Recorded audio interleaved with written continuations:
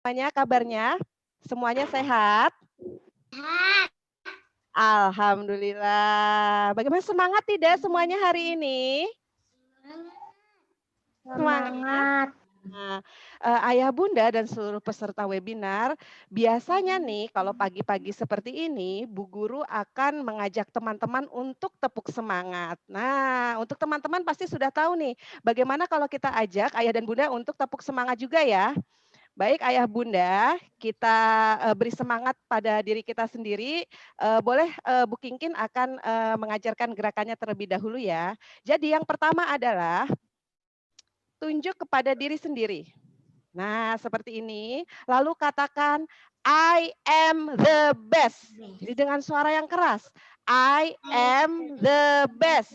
Nah, terus kemudian kita tunjuk ke arah kamera, kita tunjuk teman-teman kita, saudara kita, sambil mengatakan, you are the best. You are the best. Oke. Nah, lalu yang ketiga adalah tangannya seperti ini, sambil mengatakan, we are the best. We are the best. Nah, terus kemudian sambil tepuk tangan, the best, yeah, seperti itu ya. Oke, tepuk semangatnya seperti ini. Nah, langsung mulai ya. Tepuk semangat. I am the best. You are the best. We are the best, the best, the best. Yeay. Oke, sekali lagi ya, suaranya dikeluarkan Ayah Bunda dan teman-teman semua. Oke ya.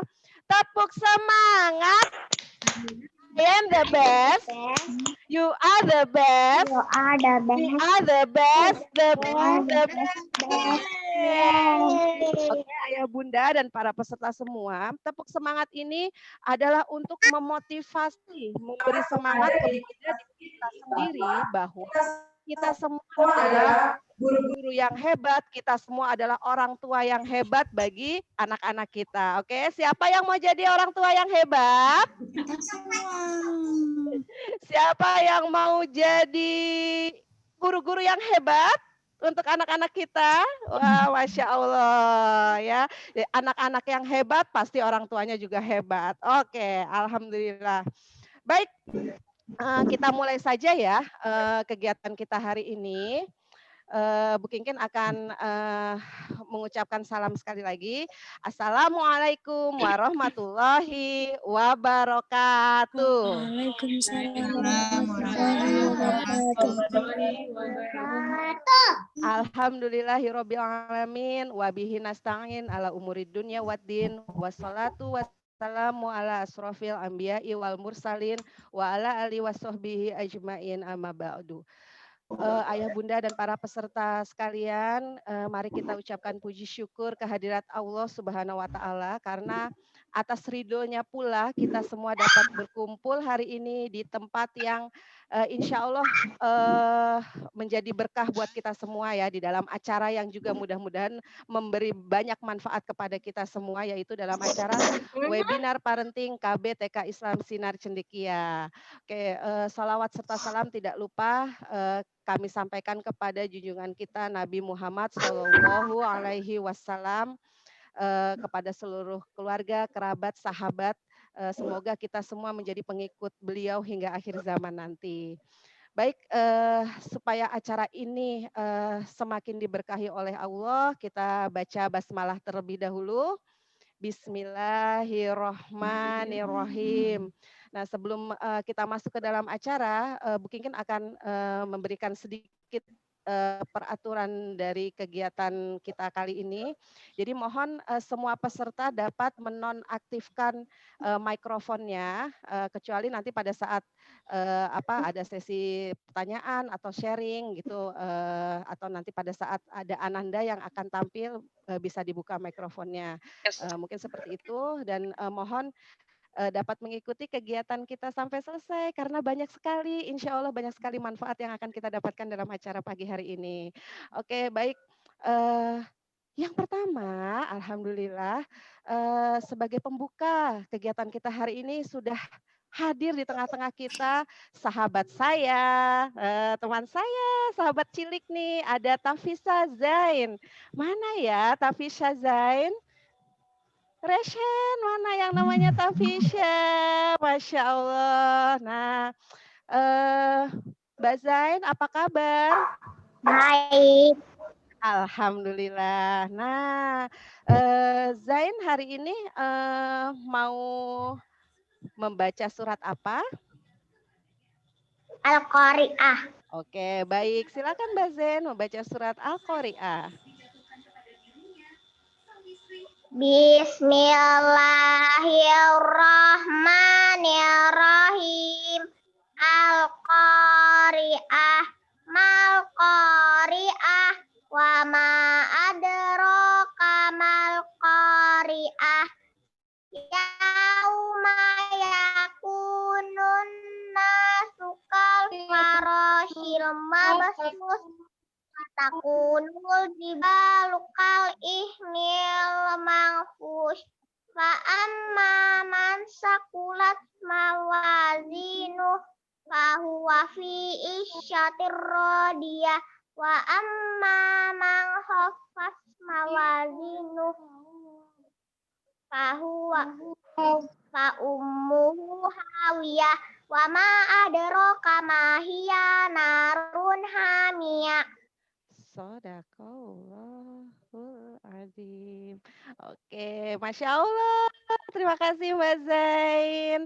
Nah, Ayah Bunda dan para peserta webinar, Ananda Tafisa Zain ini merupakan lulusan dari KB TK Islam Sinar Cendekia tahun kemarin. Nah, saat ini Zain sudah duduk di kelas 1 SD Sinar Cendekia. Masya Allah.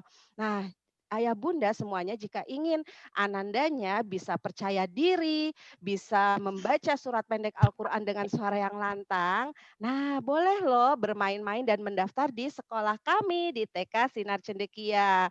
Nah, bisa datang langsung atau bisa menengok, bisa melihat website kami di Facebook, Instagram, dan juga ada YouTube-nya KB TK Islam Sinar Cendekia. Nah, jadi di situ insya Allah banyak sekali keseruan dan kegiatan teman-teman yang sudah dilakukan di TK Sinar Cendekia. Jangan lupa like dan subscribe-nya ya. Oke, baiklah Ayah Bunda. Nah, sebelum mulai kegiatan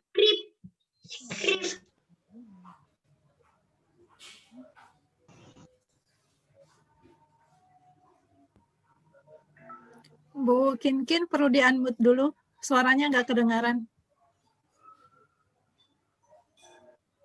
Oh ya Allah. Baik, nah baik Ayah Bunda. Nah, jadi saya ulangi lagi ya. Jadi Tafisa Zain ini adalah lulusan dari TK Sinar Cendekia. Nah, TK Sinar Cendekia. Nah, saat ini Zain sudah duduk di kelas 1 SD Sinar Cendekia. Masya Allah hafalannya. Nah, Ayah Bunda jika ingin anandanya bisa percaya diri, bisa berani dan bisa membaca surat pendek Al-Quran, boleh loh mendaftar, datang ke sekolah kami, menengok ke sekolah kami di Lengkong Gudang Timur.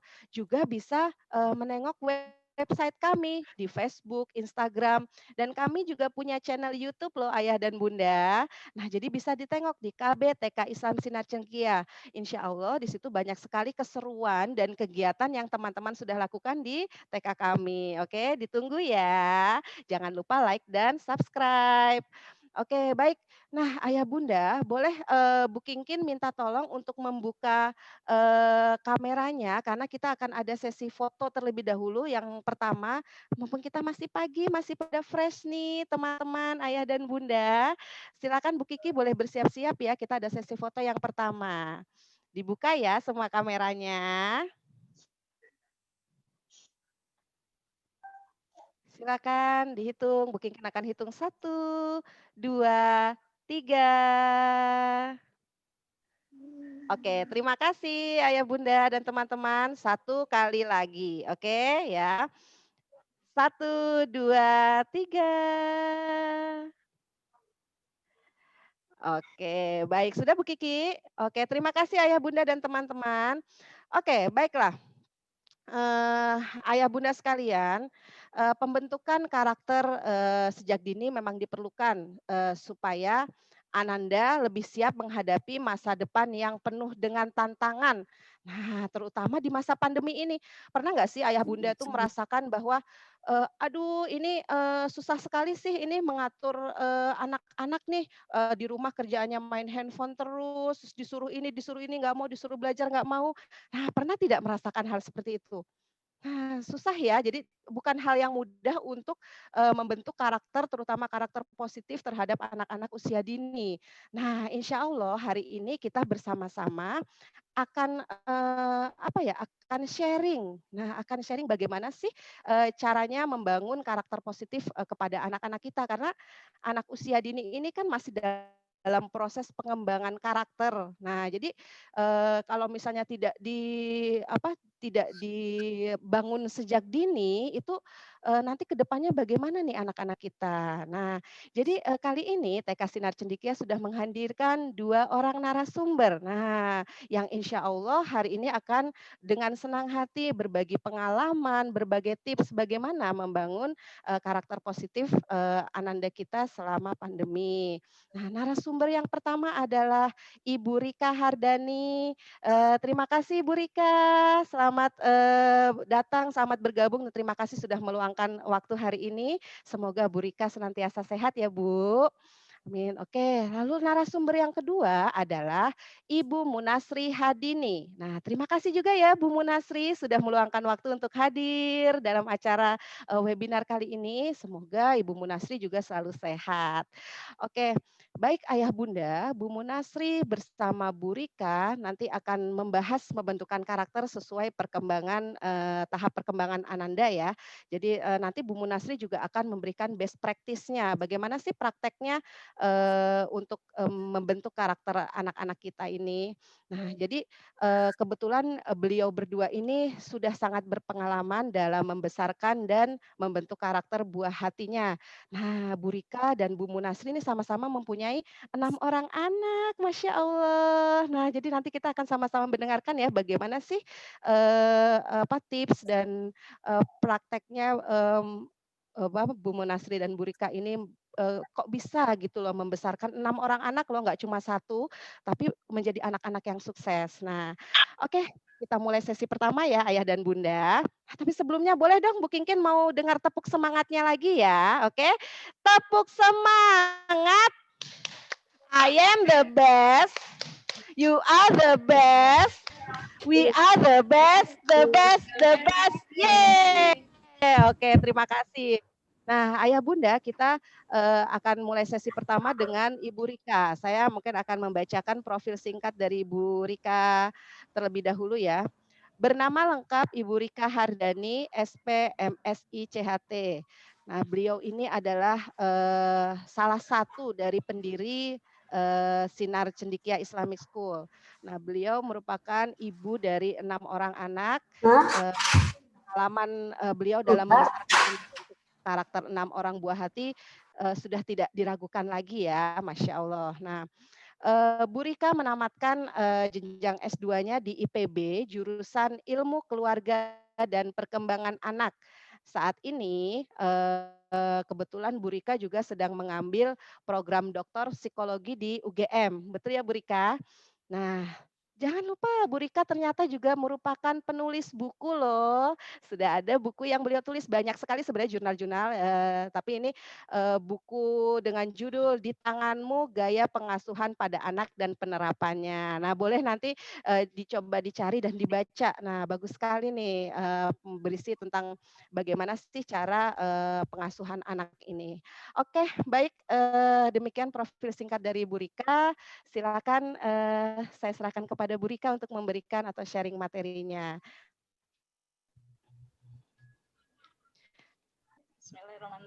Bu Rika nanti, mohon maaf untuk yang share screen ini Bu Rika atau dari kami atau bagaimana? Saya aja, Miss. Oh ya, baik Kalau dari Bu ada Rika. error baru dibantu. Oke, baik. Silakan Bu Rika. Ya, terima kasih. Bismillahirrahmanirrahim. Assalamualaikum warahmatullahi wabarakatuh. Waalaikumsalam warahmatullahi wabarakatuh. Alhamdulillah, senang sekali ya kita bisa bertemu pagi ini ya. Insya Allah semua dalam keadaan sehat. Ada juga adik-adik ya yang di TK Sinar Cendekia ini sedang bersama Bunda. Terlihat dari sini ya, mudah-mudahan kita semua semangat juga. Mungkin dalam kesempatan ini ada juga teman-teman dari STKIP yang ingin belajar bersama. Mudah-mudahan dari materi kita yang singkat ini bisa menjadi pemicu ya, belajar lebih banyak lagi, karena memang untuk ilmu-ilmu perkembangan anak atau keluarga itu tidak bisa dipelajari secara sambil lalu gitu ya. Artinya memang kita butuh waktu, kita butuh konsentrasi, kita butuh usaha ya untuk bisa memahami itu secara utuh gitu ya. Karena kalau kita tidak memahami secara utuh, tentunya pada saat ada masalah kita akan melihat secara parsial juga, sepotong-sepotong gitu ya. Oh ini habis potong ini, oh ini habis potong ini gitu, sehingga dikhawatirkan bisa menjadi tidak tepat gitu untuk perkembangan anak-anak kita ataupun anak-anak didik kita ya di sekolah. Jadi insya Allah sedikit saya ingin sharing saja ya, karena saya yakin insya Allah ayah bunda di sini, kemudian juga teman-teman juga sudah banyak pengalaman. Saya mengulang.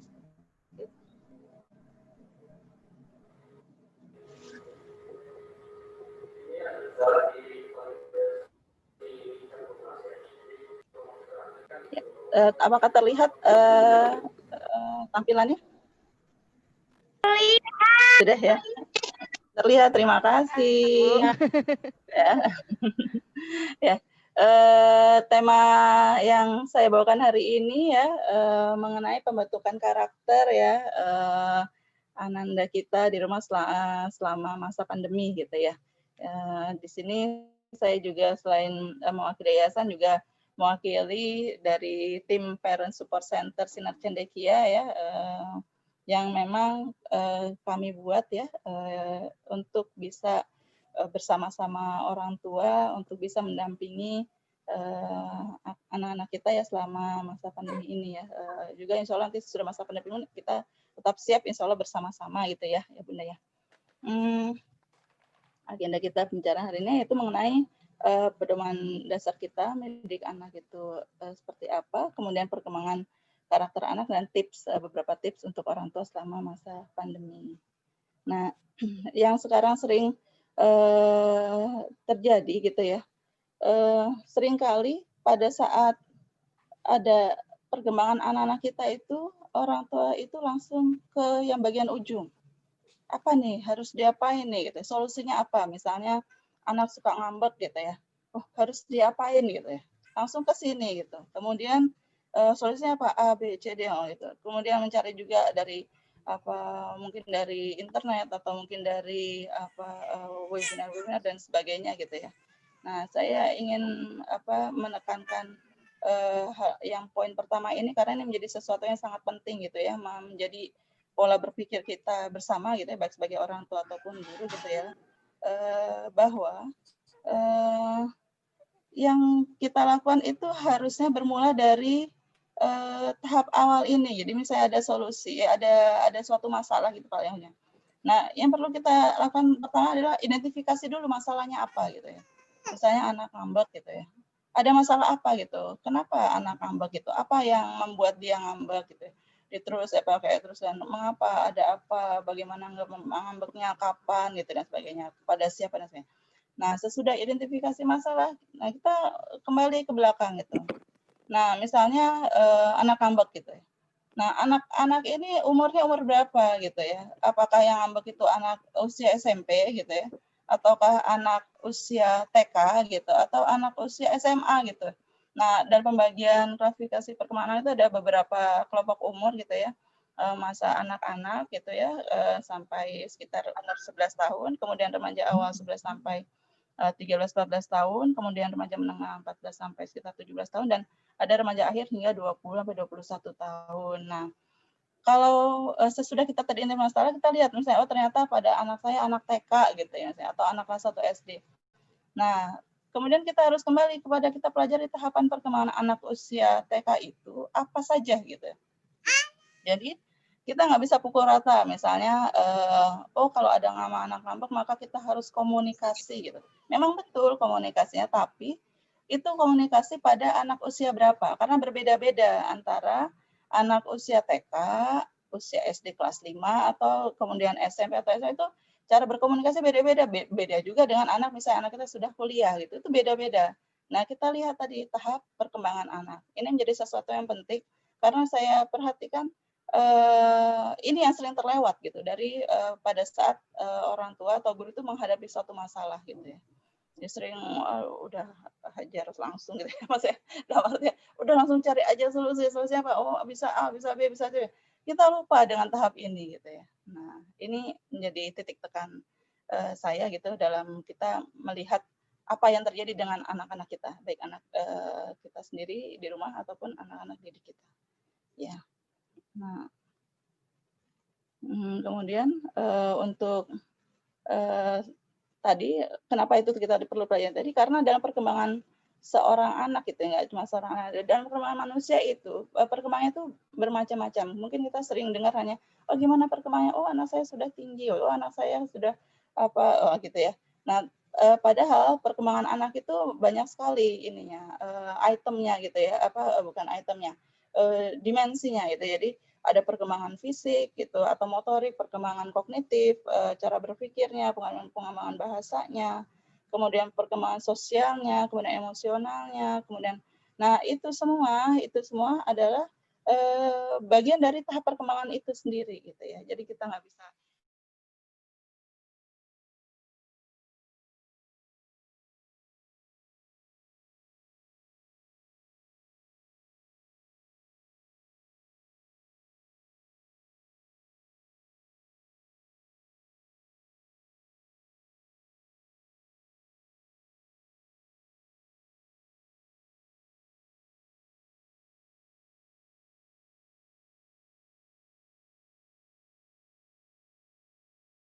ambil ke arah perkembangan, ini saya lihat dari usianya ya, usia 4-5 tahun, kemudian swasta 6 tahun. Nah, untuk perkembangan sosial emosionalnya, anak-anak kita yang TK ini ya, TKA, mungkin TKB gitu ya, atau KB itu, mereka ciri khasnya ini, mereka senang berteman, masih egois, nggak bisa bekerja, masih belajar bekerja sama, masih belajar juga memahami dan mematuhi aturan gitu. Terus kemudian mereka mengekspresikan kemarahannya itu secara verbal gitu. Jadi misalnya marah, nangis, kesel gitu ya. Nah, itu ciri-ciri perkembangan emosi anak-anak usia 4-5 tahun. Anak-anak kita ini pada umurnya juga suka nyanyi, nari gitu ya. Terus kemudian mereka juga mulai mengetahui mana yang nyata, mana yang enggak gitu ya. Nah, ini perkembangan ini yang terjadi pada sisi sosial emosional anak usia 4-5 tahun. Kemudian yang anak 6 tahun itu seperti apa gitu? Apa sih yang terjadi dalam perubahan emosi mereka, sosial mereka? Nah, bagi mereka anak umur 6 tahun ya, mungkin kelas 1 SD ya. Kelas 1 SD itu mereka masih main gitu. Memang dunianya itu masih main gitu. Terus mereka banyak berfantasi kalau ayah bunda atau apa teman-teman di sini perhatikan itu anak-anak usia ini mereka suka bermain drama, main rumah-rumahan, main boneka, masak-masakan, terus main perang-perangan dan sebagainya itulah tahap perkembangan mereka. Kemudian mereka lebih bersikap sosial ya, mulai mereka suka mempelajari, oh aku punya teman gitu, oh ternyata teman itu seru loh buat main dan sebagainya. Nah, mereka mulai dapat mengekspresikan perasaannya ya. Terus kemudian mulai muncul kemandirian gitu ya. Nah, masih ini ya sangat suka perhatian dan manja. Nah, itu tadi perkembangan sosial emosional yang terjadi pada anak-anak sosial emosionalnya. Kemudian dalam kerangka berpikir mereka tuh mikirnya gimana sih gitu ya. Apa sih yang dipikirkan anak-anak kita umur 4-5 tahun sama 6 tahun ini gitu ya. Atau usia TK sama SD ini. Nah, itu ini secara singkat aja ya, anak umur 4-5 tahun itu mulai bisa menghitung sampai 10 benda gitu ya, terus menggambar, terus 6 bagian tubuh, misalnya mereka menggambar ada muka, terus ada tangan ya, walaupun bentuknya tidak itu, tapi mereka sudah menggambarkan itu adalah kepala gitu ya, terus kemudian tangan walaupun garis biasa, terus kemudian badan kotak atau kaki lurus, tapi itu adalah bagian dari tubuh ya, mereka sudah bisa memahami itu gitu, perkembangan otaknya sudah situ. Kemudian juga sudah bisa mencetak beberapa huruf atau angka gitu ya. terus menyalin segitiga gitu. Jadi tahap pada saat ini tercapai, maka ayah bunda tidak perlu khawatir gitu ya. Insya Allah anak-anak dalam kondisi yang fine aja gitu ya. Kalau seandainya kita mengharapkan anak kita TK itu sudah bisa menulis atau sudah bisa membaca, maka itu bukan tahap perkembangannya. Artinya itu sudah lewat dari perkembangannya, sudah lebih jauh lagi, sehingga yang kita tuntut itu adalah sesuatu yang berlebihan gitu ya. Nah ini kita lihat ini sudah tercapai, atau insya Allah anak kita kondisinya normal. Kalau seandainya ternyata memang dia berminat, kemudian bisa menggambar dengan lebih bagus ya itu artinya dia minatnya sudah muncul dan dia dengan senang hati untuk mempelajari itu. Nah, usia 6 tahun muncul penasaran, perkembangan kosakata, nyanyi, mengarang dan sebagainya, mereka sangat energik gitu ya. Nah, untuk anak usia ini memang terkadang ngomong aja gitu. Mungkin kalau seandainya dia punya kakak gitu, kakaknya yang mungkin yang komplain gitu ya, dan artinya misalnya sama-sama masih kecil gitu ya, seperti anak saya masih kelas 2 SD, suka sekali masih ngomong gitu. Kakaknya yang kelas 5 SD itu yang pusing gitu. Ini ngomong terusin Nafisa gitu. Aku pusing dengar gitu ya. Nah, jadi ini ada ciri khas bahwa mereka sedang berkembang kognitifnya. Semakin mereka berminat, maka semakin mereka akan senang mengembangkan itu. Ya, dan kita dari orang tua atau guru yang mendorong supaya itu muncul gitu. Jadi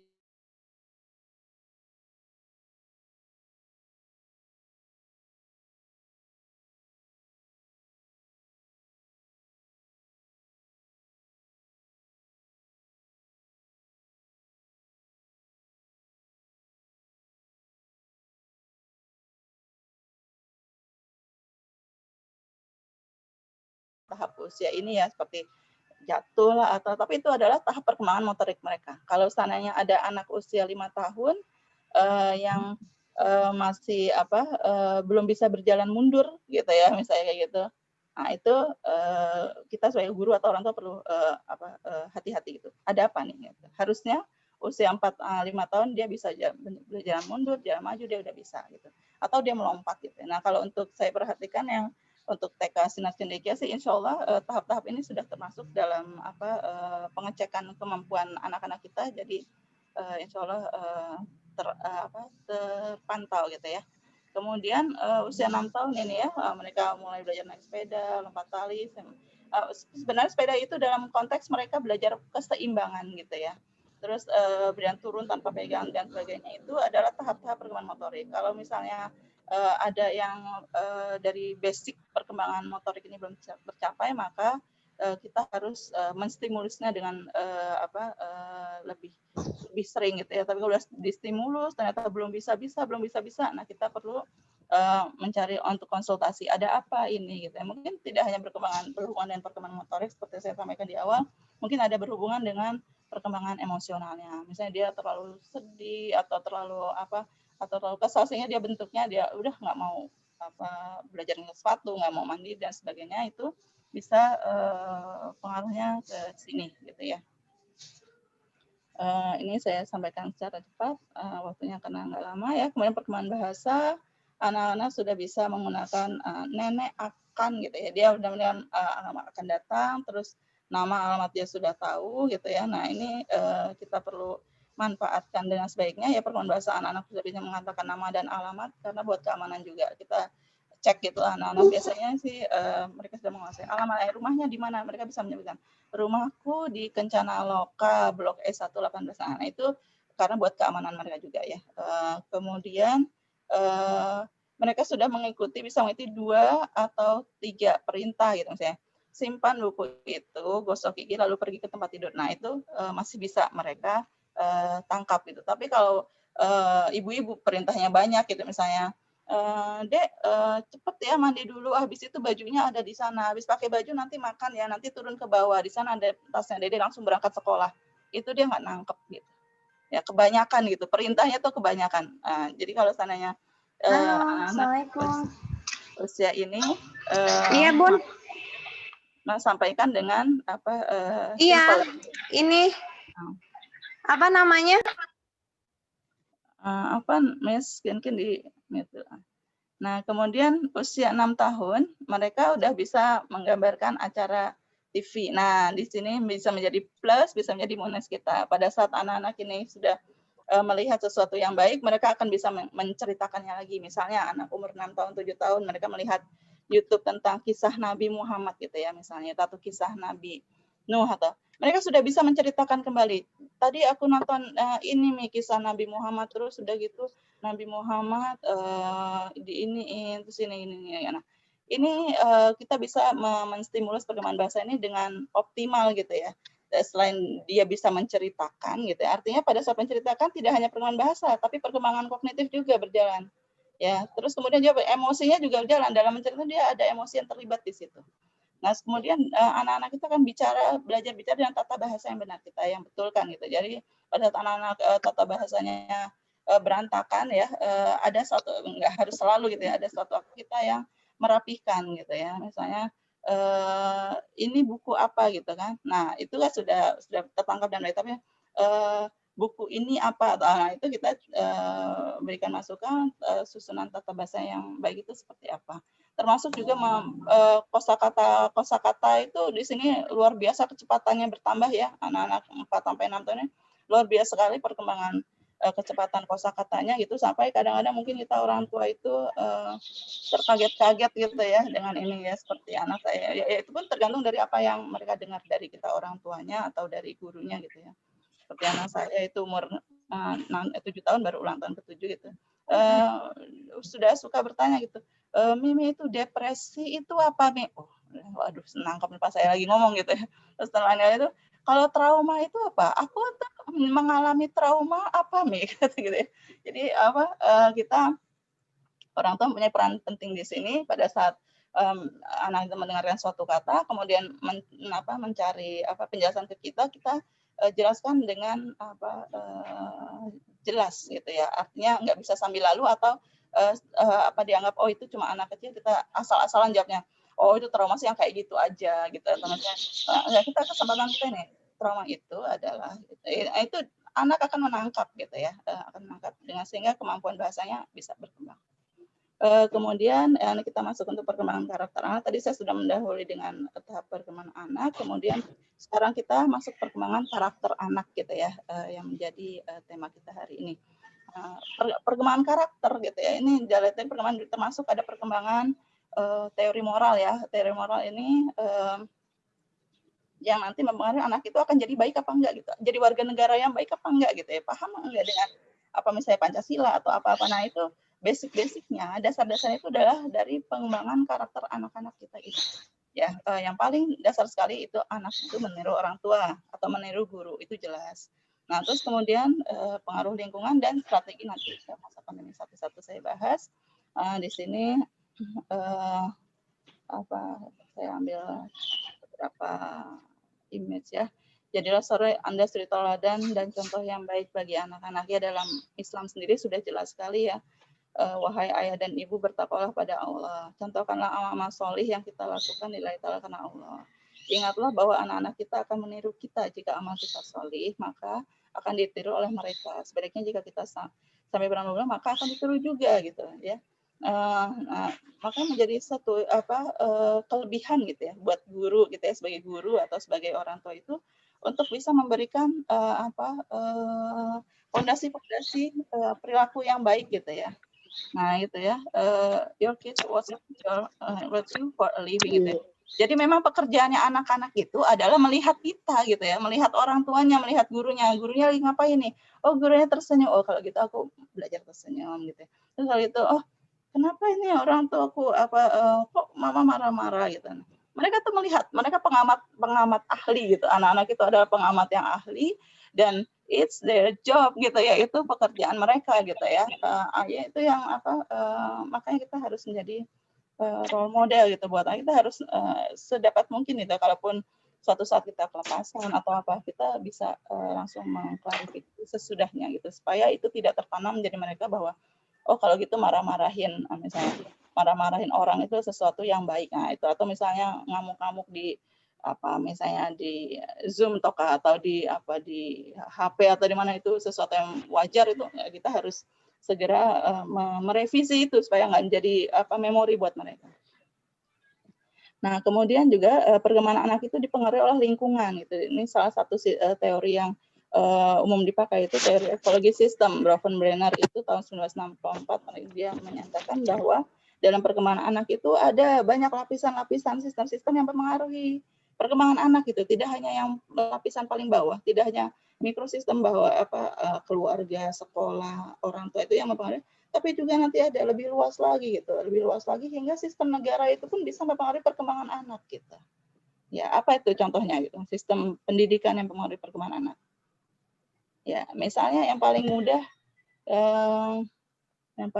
apa ya? Misalnya sistem ujian gitu ya. Misal ada sistem ujian bahwa setiap ini harus ujian. Nah, itu akan mempengaruhi perkembangan anak itu. Jadi berpengaruh, banyak mempengaruhi perkembangan anak ini ya. Nah, tapi yang paling dekat dengan perkembangan itu adalah tadi orang tua, guru, gitu ya, lingkungannya. Nah, ini sedikit ini saya minta tolong untuk ayah bunda atau teman-teman di sini menuliskan, coba di chat apa permasalahan apa, pernah melihat masalah apa yang terkait dengan karakter anak atau adik atau siswa kita selama masa pandemi ini gitu ya. Simpel saja misalnya apa tadi misalnya contohnya ngambek atau apa saya tolong akan dituliskan di chat room sambil saya lanjutkan materinya. Nanti kita bisa itu jadi apa case gitu ya untuk kita bisa bahas terus gimana sih ininya menghadapinya, menanganinya gitu. Nah, sekarang kita masuk ke strategi membangun karakter anak. Ya. Ini saya berbicara belum masuk ke tentang masa pandemi ya. Jadi dalam konteks sebelum pandemi pun ini seperti ini gitu ya. Jadi yang saya sampaikan tadi dari awal sampai sekarang itu masih dalam konteks kita belum masuk pandemi, masih dalam konteks kondisi normal juga berlaku. Ya, untuk strategi membangun karakter anak, sini saya bagi beberapa poin. Pertama, luangkan waktu tadi ya untuk mempelajari dan memahami tahap perkembangan anak Anda. Luangkan waktu, tenaga, pikiran, kita belajar gitu.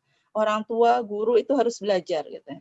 Kalau misalnya kita bicara parsial itu nggak bisa nangkep gitu. Nanti ada masalah.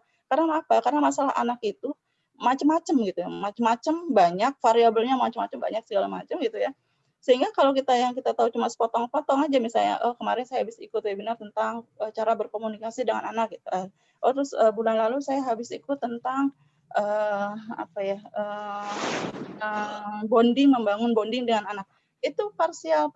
Kita perlu untuk mempelajari secara utuh gitu. Ya seperti kita belajar matematika, belajar apa, kita perlu tahu konsepnya gitu. Konsepnya tuh apa gitu. Sebenarnya kalau dibolak-balik segala macam, kalau kita bisa melihatnya secara keseluruhan gitu. Jadi misalnya kalau anak nakal, misalnya maaf nggak ada anak yang nakal, tapi anak yang sedang berkembang gitu ya. Jadi misalnya di kelas ada anak yang misalnya anak TK gitu, wah lari, jumpalitan segala macam apa itu. Nah itu kita bisa melihatnya secara utuh gitu ya, nggak langsung. Oh kalau gitu karena anak-anak lari-larian, kita kunci aja pintu kelas gitu, biar dia nggak bisa lari-larian keluar gitu. Nah itu nggak seperti itu. Atau misalnya anak-anak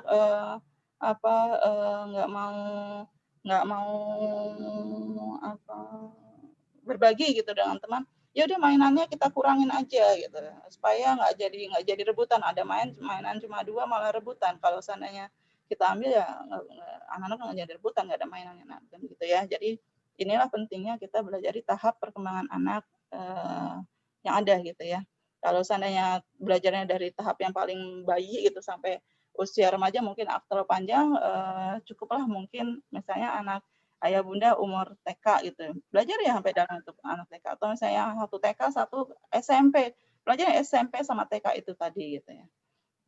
Nah, kalau anak saya kebetulan ya anaknya Bu Monasi juga sudah kuliah, jadi ya apa boleh buat, bukan apa boleh buat, memang kita harus gitu ya. Kita harus sebagai bentuk amanah kita pelajari dari umur TK sampai mahasiswa itu karakternya beda-beda gitu ya. Kemudian identifikasi ada masalah apa dengan karakter anak Anda tadi ya, yang tidak saya sampaikan. Berikutnya perkuat kedekatan dengan anak. Nah ini ada poin besarnya juga, gimana cara memperkuat kedekatan dengan anak gitu ya. Kemudian berikutnya baru cari solusi berdasarkan poin-poin di atas. Jadi konsep berpikir kita itu urutan berpikir itu seperti itu ya, nggak main lompat sana lompat sini, kita nggak bisa menemukan sesuatu yang pas gitu ya. Nah, kemudian masuk bagaimana di masa pandemi ini gitu ya, seperti saya sampaikan tadi. Nah, sekarang prinsipnya untuk pembentukan karakter ini apakah pandemi atau tidak, prinsipnya sama gitu. Jadi prinsipnya sama, kita berangkatnya dari kondisi anak, dari tahap perkembangan anak apa gitu ya, itu tadi yang sudah saya sampaikan. Nah, kemudian kalau dalam masa pandemi ini ternyata kita kondisinya sangat berbeda gitu ya, maka yang kita lakukan adalah kita carikan solusi pengganti alternatif ya, misalnya anak-anak usia TK sama SD ini mereka masih sedang senang-senangnya bermain gitu ya. Mereka sangat senang bermain, bersosialisasi dan sebagainya, walaupun dalam pertemanan itu ada yang rebutan dan sebagainya itu, tapi mereka sangat suka bermain untuk bermain. Karena nggak ada teman gitu ya.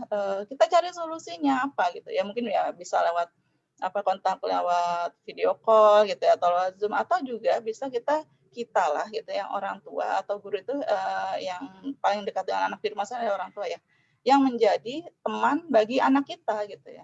Kita memposisikan sebagai teman. Kalau sebagai teman apa artinya? Artinya sebagai teman ya artinya asik gitu. Teman itu kalau teman sesama teman kan nggak ada yang menginterupsi gitu, misalnya main gambar-gambar belepotan gitu. Kalau teman nggak ada saling menginterupsi kan, misalnya, kamu gambarnya kok gini banget, kamu nanti berantakan, tangan kamu nanti jadi belepotan loh ya. Nah, itu kita memposisikan sebagai teman gitu ya. Udah ya main ya belepotan kalau kita pengen menasihati nanti gitu ya. Sekarang kita timingnya misalnya lagi bermain sama anak-anak, misalnya main nyanyi-nyanyi gitu ya. Anak-anak itu suka nyanyi-nyanyi ya. Anak saya kelas 2 aja masih sering nyanyi-nyanyi, nari-nari apa. Ya mereka ya kita sebagai teman ya, kita suruh lompat-lompat ya, kita ya berusaha semampunya lah ya, kalau udah tua gitu kayak saya lompat-lompat ya susah juga gitu. Tapi nari-nari apa semacam itu mengikuti mereka sampai mereka bisa mendapatkan kebutuhan, mereka punya teman gitu ya. Kalau nggak itu mereka biasanya ini ngambek gitu, bad mood.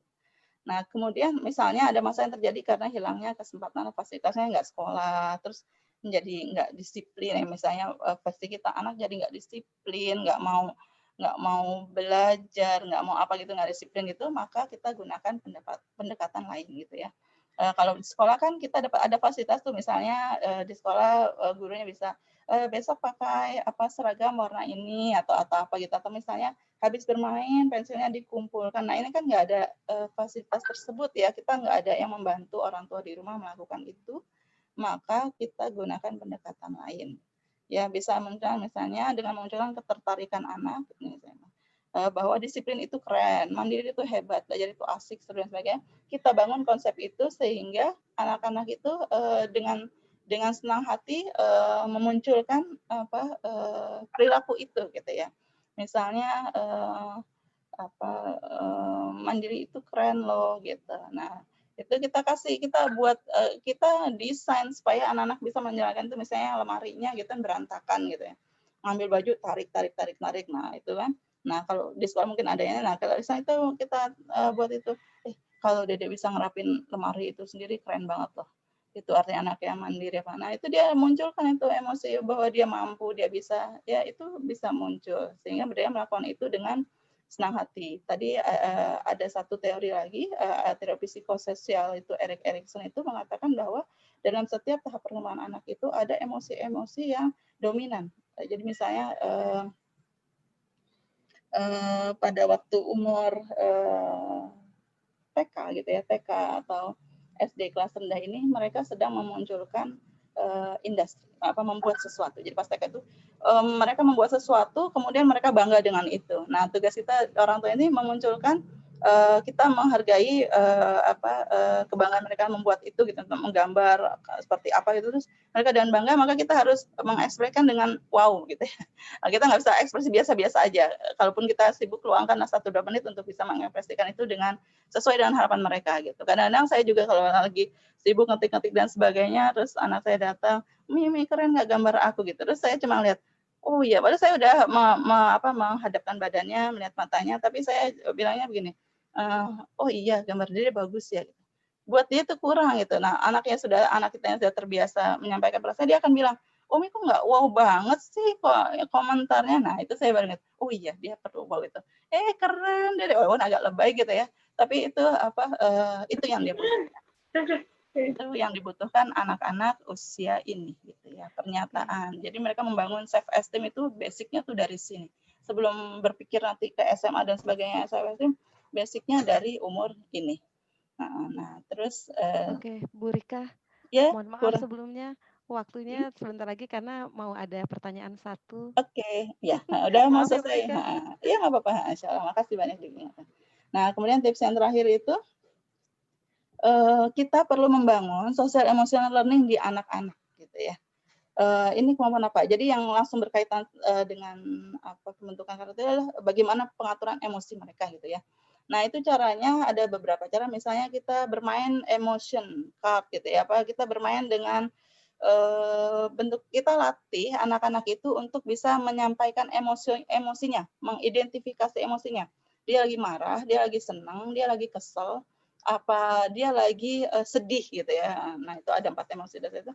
Nah kita latih mereka untuk bisa menyampaikan itu gitu ya. Karena apa? Karena kalau dengan itu nanti bisa ketahuan nih masalahnya apa. Pertama tahu dulu misalnya mereka lagi sedih, tapi mereka nggak ngomong. Nah kita tanyakan, Dede lagi kenapa? Kita cek dulu dia bisa nggak mengidentifikasikan perasaannya. Kalau dia bilang, aku lagi sedih, oh artinya dia tahu dia sedih. Gitu. Kalau dia nggak tahu, kita sampaikan, ini namanya Dede lagi sedih. Gitu.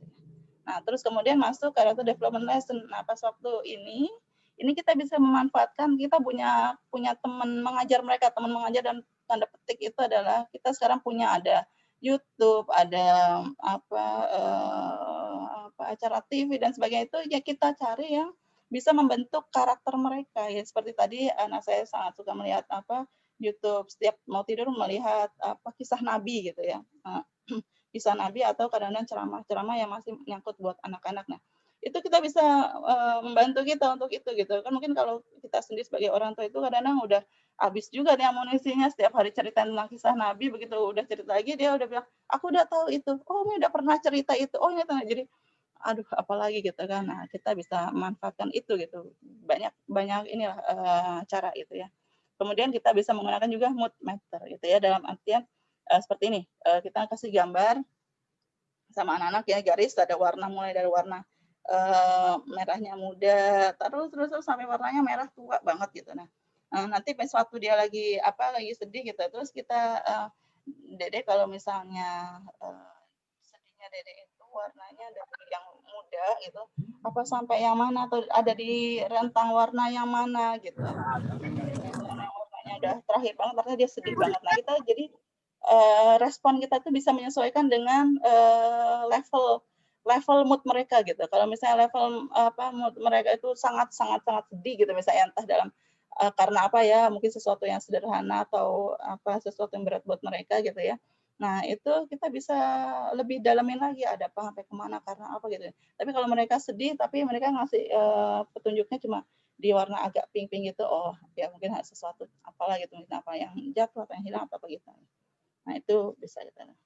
Nah dari semua itu ya saya garis bawah itu dari semua itu yang sangat penting juga adalah emotional regulation dari kita orang tua atau guru ya kita sendiri harus punya emotional regulationnya kemudian juga punya kemampuan untuk mengendalikan diri ya self control artinya kita punya self regulation emosional terutama dan kemudian self control gitu. Pada saat orang tua dan guru sudah memiliki ini maka kita akan lebih mudah gitu ngadepin anak. Sama dan kebalikannya pada saat kita sebagai orang tua atau guru kita nggak punya emotional regulation yang bagus gitu dan kemampuan pengendalian yang bagus maka sekecil apapun masalah anak-anak itu kita pasti akan pusing gitu ya kita akan udah pusing. Nah jadi itu ya nah terakhir penutup ingatlah tetap kembangkan karakter anak walaupun di masa pandemi gitu ya jadi bukan berarti masa pandemi kita lalai gitu ya karena pengembangan ini kita nggak hanya mengandalkan sekolah tapi juga di rumah. Tapi kalau saya anak-anak kita masih bersekolah gitu ya misalnya anak-anak TK itu di SD itu mereka masih dipantau gitu ada apa kenapa gitu dan sebagainya. Nah seperti itu ya mungkin ini terakhir saya ingin menginformasikan saja bahwa SD punya Parent Support Center. Silakan ayah bunda atau teman-teman mahasiswa yang ingin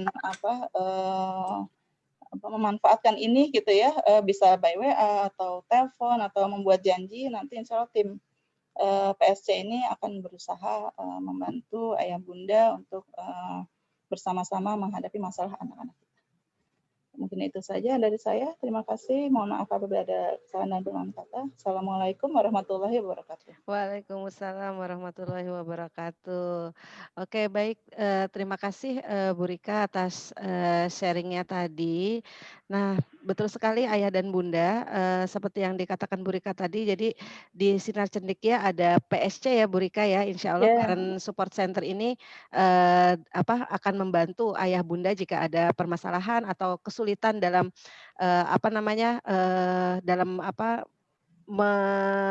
mengajak buah hati kita ini dalam kegiatan belajar mengajar di rumah seperti itu, insya Allah PST siap membantu dengan melalui hotline atau kegiatan-kegiatan lainnya ya Bu Rika ya. Terima kasih sekali.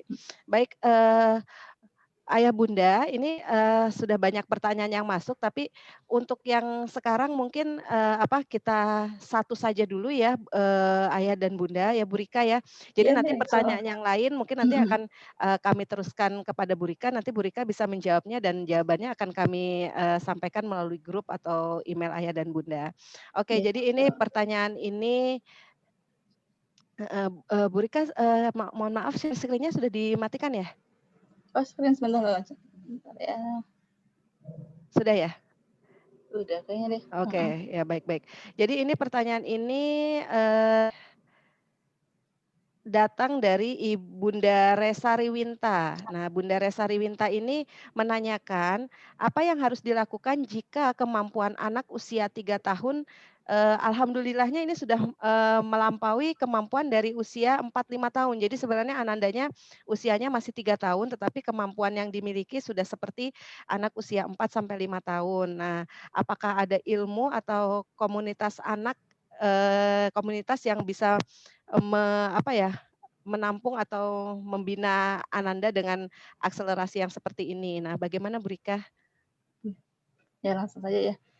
Jadi ya, Wadah terima kasih pertanyaannya.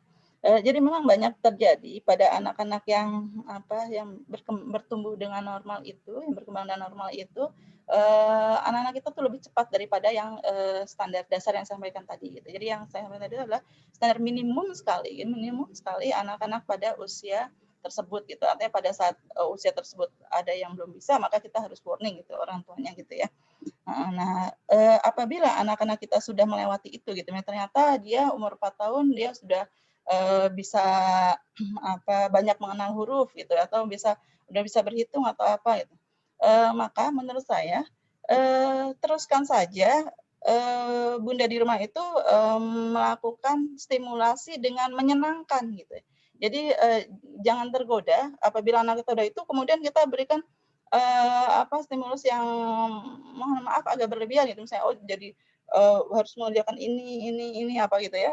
Nah itu karena seperti tadi tahap itu kan mereka capai itu kan dengan kondisi yang senang gitu ya.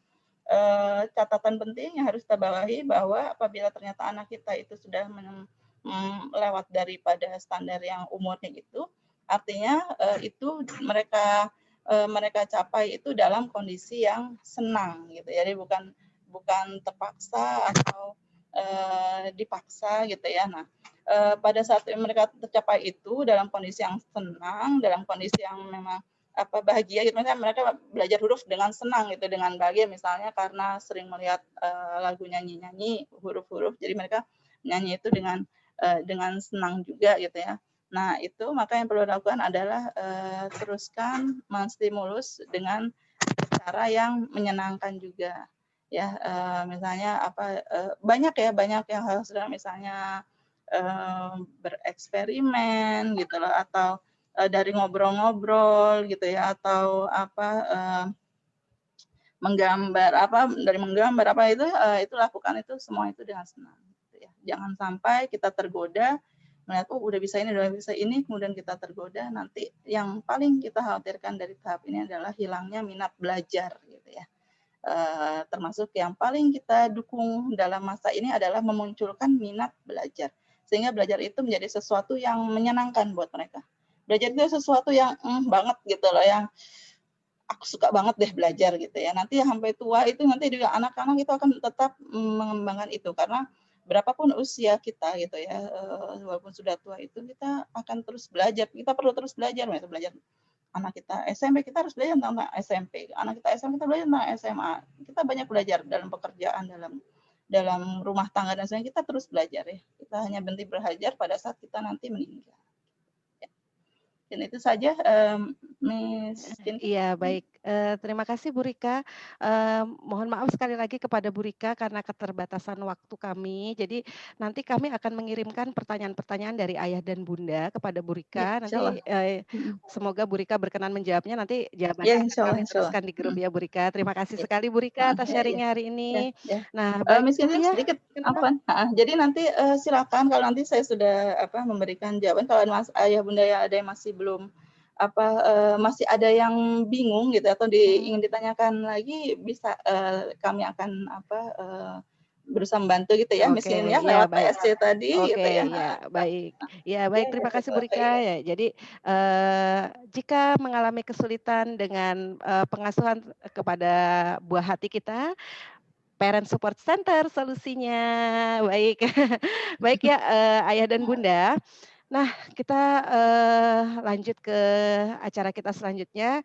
Nah, tidak hanya fasih atau pintar dalam menghafal surat pendek Al-Quran. Nah, dua sahabat cilik saya ini juga pandai bercerita. Wah, siapa ini? Tapi sebelum kita mendengarkan cerita dari sahabat-sahabat cilik saya, kita tepuk semangat dulu ya ayah dan bunda. Oke, tepuk semangat lagi. Tepuk semangat. I am the best. You are the best. We are the best, the best, the best. Yeay! Oke, baik. Nah, siapakah sahabat-sahabat Bu Kingkin yang pintar bercerita? Nah, Bu Kingkin akan panggil ya, Fatih dan Rashid. Nah, mana ya Fatih dan Rashid? Reshen, angkat tangannya. Wah, ini dia Fatih dan Rashid. Kok mukanya mirip ya? Yang mana Fatih? Yang namanya Fatih yang mana? Angkat tangannya dong sayang. Yang namanya Fatih mana? Oh itu Fatih. Kalau yang namanya Rashid yang mana? Oh oke Fatih dan Rashid. Hari ini mau bercerita tentang apa ya sayang? Oh belum? Mau cerita apa sama ayah dan bunda dan juga teman-teman di sini nih? Ayo, mau cerita apa? Tentang Rasul. Tentang Rasul. Tentang Rasul, tentang Rasulullah. Iya. Oh iya, oke baik. Silakan ayah bunda kita berikan tepuk tangan dulu dong untuk Fatih dan Rashid. Oke silakan teman-teman. Assalamualaikum warahmatullahi wabarakatuh. Waalaikumsalam warahmatullahi wabarakatuh. Halo Bu Guru dan teman-teman. Nama saya Muhammad Al-Fatizen, kelas TKB Sinar Cingkia. Oh, saya Muhammad Al-Fatizen, juga kelas TKB Sinar Cingki dia. Apa kabar teman-teman? Semoga sehat semua ya. Amin. Teman-teman, tahu nggak nama Nabi kita? Aku tahu nama Nabi kita, Nabi Muhammad Shallallahu Alaihi Wasallam. Nah, betul lah sih. Nabi Latil itu Nabi Muhammad itu Nabi Latil utusan Allah. Dia panutan kita. Semua sifat baik ada padanya. Salah satunya sifat sabar. Oh, Nabi Muhammad itu nggak suka marah-marah ya? Ya, Sid. Kalau kita nggak marah-marah disayang Allah dan masuk surga. Oh, hadisnya yang ini ya, Ti. La takdob walakal jannah. Artinya, janganlah memarah bagimu surga. Yasin itu salah satu hadis agar kita nggak marah-marah. Oke Fatih, Nasi nggak mau malah-malah lagi supaya masuk surga. Fatih juga mau cheat. Yuk teman-teman, kita belajar sabar dan contoh Nabi kita tercinta, Nabi Muhammad Shallallahu Alaihi Wasallam. Sekian dulu ya teman-teman. Wassalamualaikum warahmatullahi wabarakatuh. Waalaikumsalam warahmatullahi wabarakatuh. Wah, terima kasih Fatih dan Rashid. Wah, ini Bu Kingkin dan juga Ayah Bunda dan semua peserta webinar hari ini diingatkan oleh Fatih dan Rashid supaya jangan marah-marah, supaya seperti Nabi Muhammad Shallallahu Alaihi Wasallam ya. Oke, baik. Masya Allah, terima kasih ya kepada Ayah dan Bunda Fatih dan Rashid sudah mendampingi Fatih Rashid untuk berlatih bercerita di rumah. Nah, tidak mudah loh untuk menyatukan chemistry atau ikatan antara Fatih dan Rashid ya, meskipun kembar satu rumah, tetapi Masya Allah karena disiplin, kerja keras dan sering latihan ya Bunda, jadinya terlihat berani dan percaya diri Fatih dan Rashid. Oke, terima kasih ya. Oke, cerita yang sangat menarik. Terima kasih sekali. Baik, Ayah Bunda, kita lanjutkan sesi webinar ini dengan menghadirkan narasumber yang kedua. Mohon maaf sebelumnya karena jadwalnya agak sedikit bergeser dari jadwal yang sudah kami agendakan. Semoga tidak mengurangi keseruan kita hari ini ya, Ayah dan Bunda. Saya akan membacakan singkat profil dari narasumber kita yang kedua. Bernama lengkap Ibu Insinyur Hajah Munasri Hadini MSc. Beliau adalah istri dari Bapak Dr. Cahyo Pranoto MN dan merupakan salah satu dari pendiri Sekolah Islam Sinar Cendekia bersama Bu Rika tadi. Nah, beliau juga merupakan Direktur Pendidikan Karakter di Sinar Cendekia Islamic School. Bu Munasri merupakan alumni dari Universitas di Belanda. Ini jadi nama universitas adalah Wageningen University and Research. Semoga saya tidak salah membaca nama kampusnya ya, Bu Munasri. Mohon maaf sekali. Dan selain berkarir di bidang pendidikan, Bu Munasri juga merupakan ibu rumah tangga dan ibu dari 6 orang anak juga sama seperti Bu Rika tadi. Dan pengalaman beliau dalam membesarkan dan mengasuh membentuk karakter anak-anaknya tidak diragukan lagi dan terlihat dari hasilnya pada saat anak-anak Bu Munasri sekarang sudah beranjak dewasa, sudah dewasa semua, mereka tumbuh menjadi karakter yang kuat dan tangguh. Oke, tidak berlama-lama silakan Bu Munasri untuk sharing bagaimana sih best practice atau prakteknya tentang cara membentuk karakter positif terhadap anak-anak kita. Silakan Bu Munasri.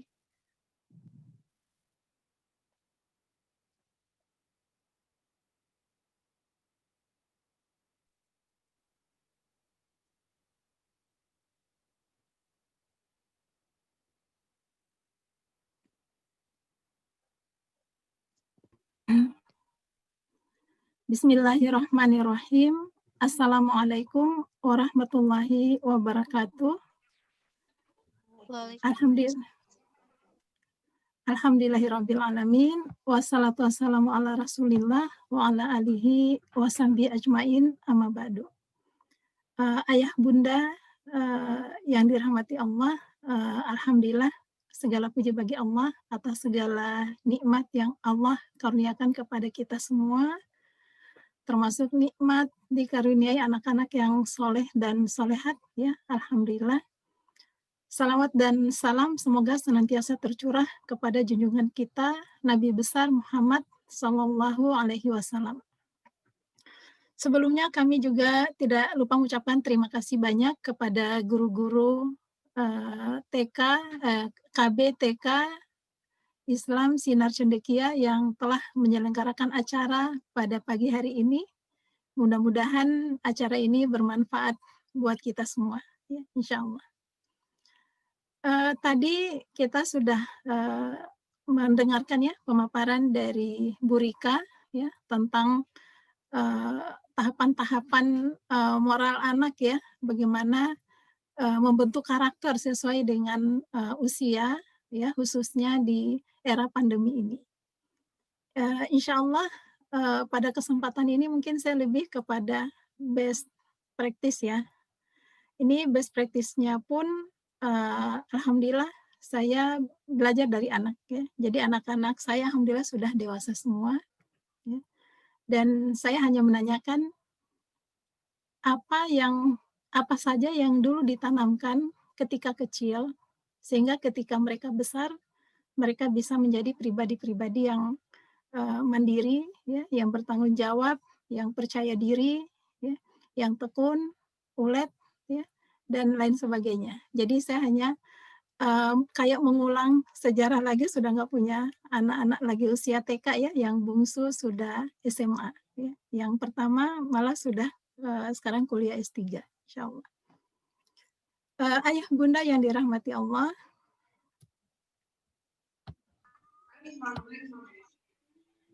maaf. Maaf istrinya ini ya. Saya ulang lagi. Terlihat? Mungkin slide saya terlihat? Sudah terlihat, Bu. Sudah terlihat, insyaallah.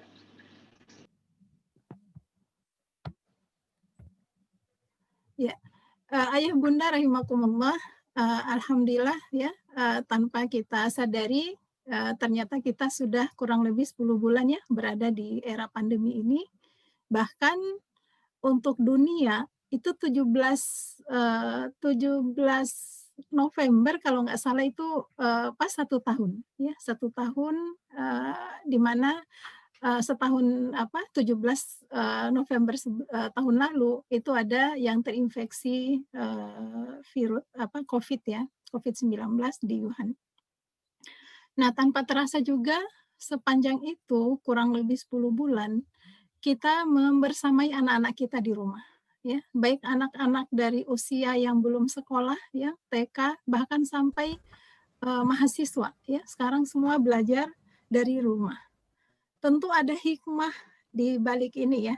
Ada hikmah antara lain adalah adanya quality time. Ya. Adanya quality time antara kita dengan anak-anak. Ya. Di mana di quality time itu tentu pembentukan karakter lebih efektif. Ya. Bisa dibayangkan ayah bunda 24 jam dalam sehari kita bersama buah hati kita di rumah. Ya.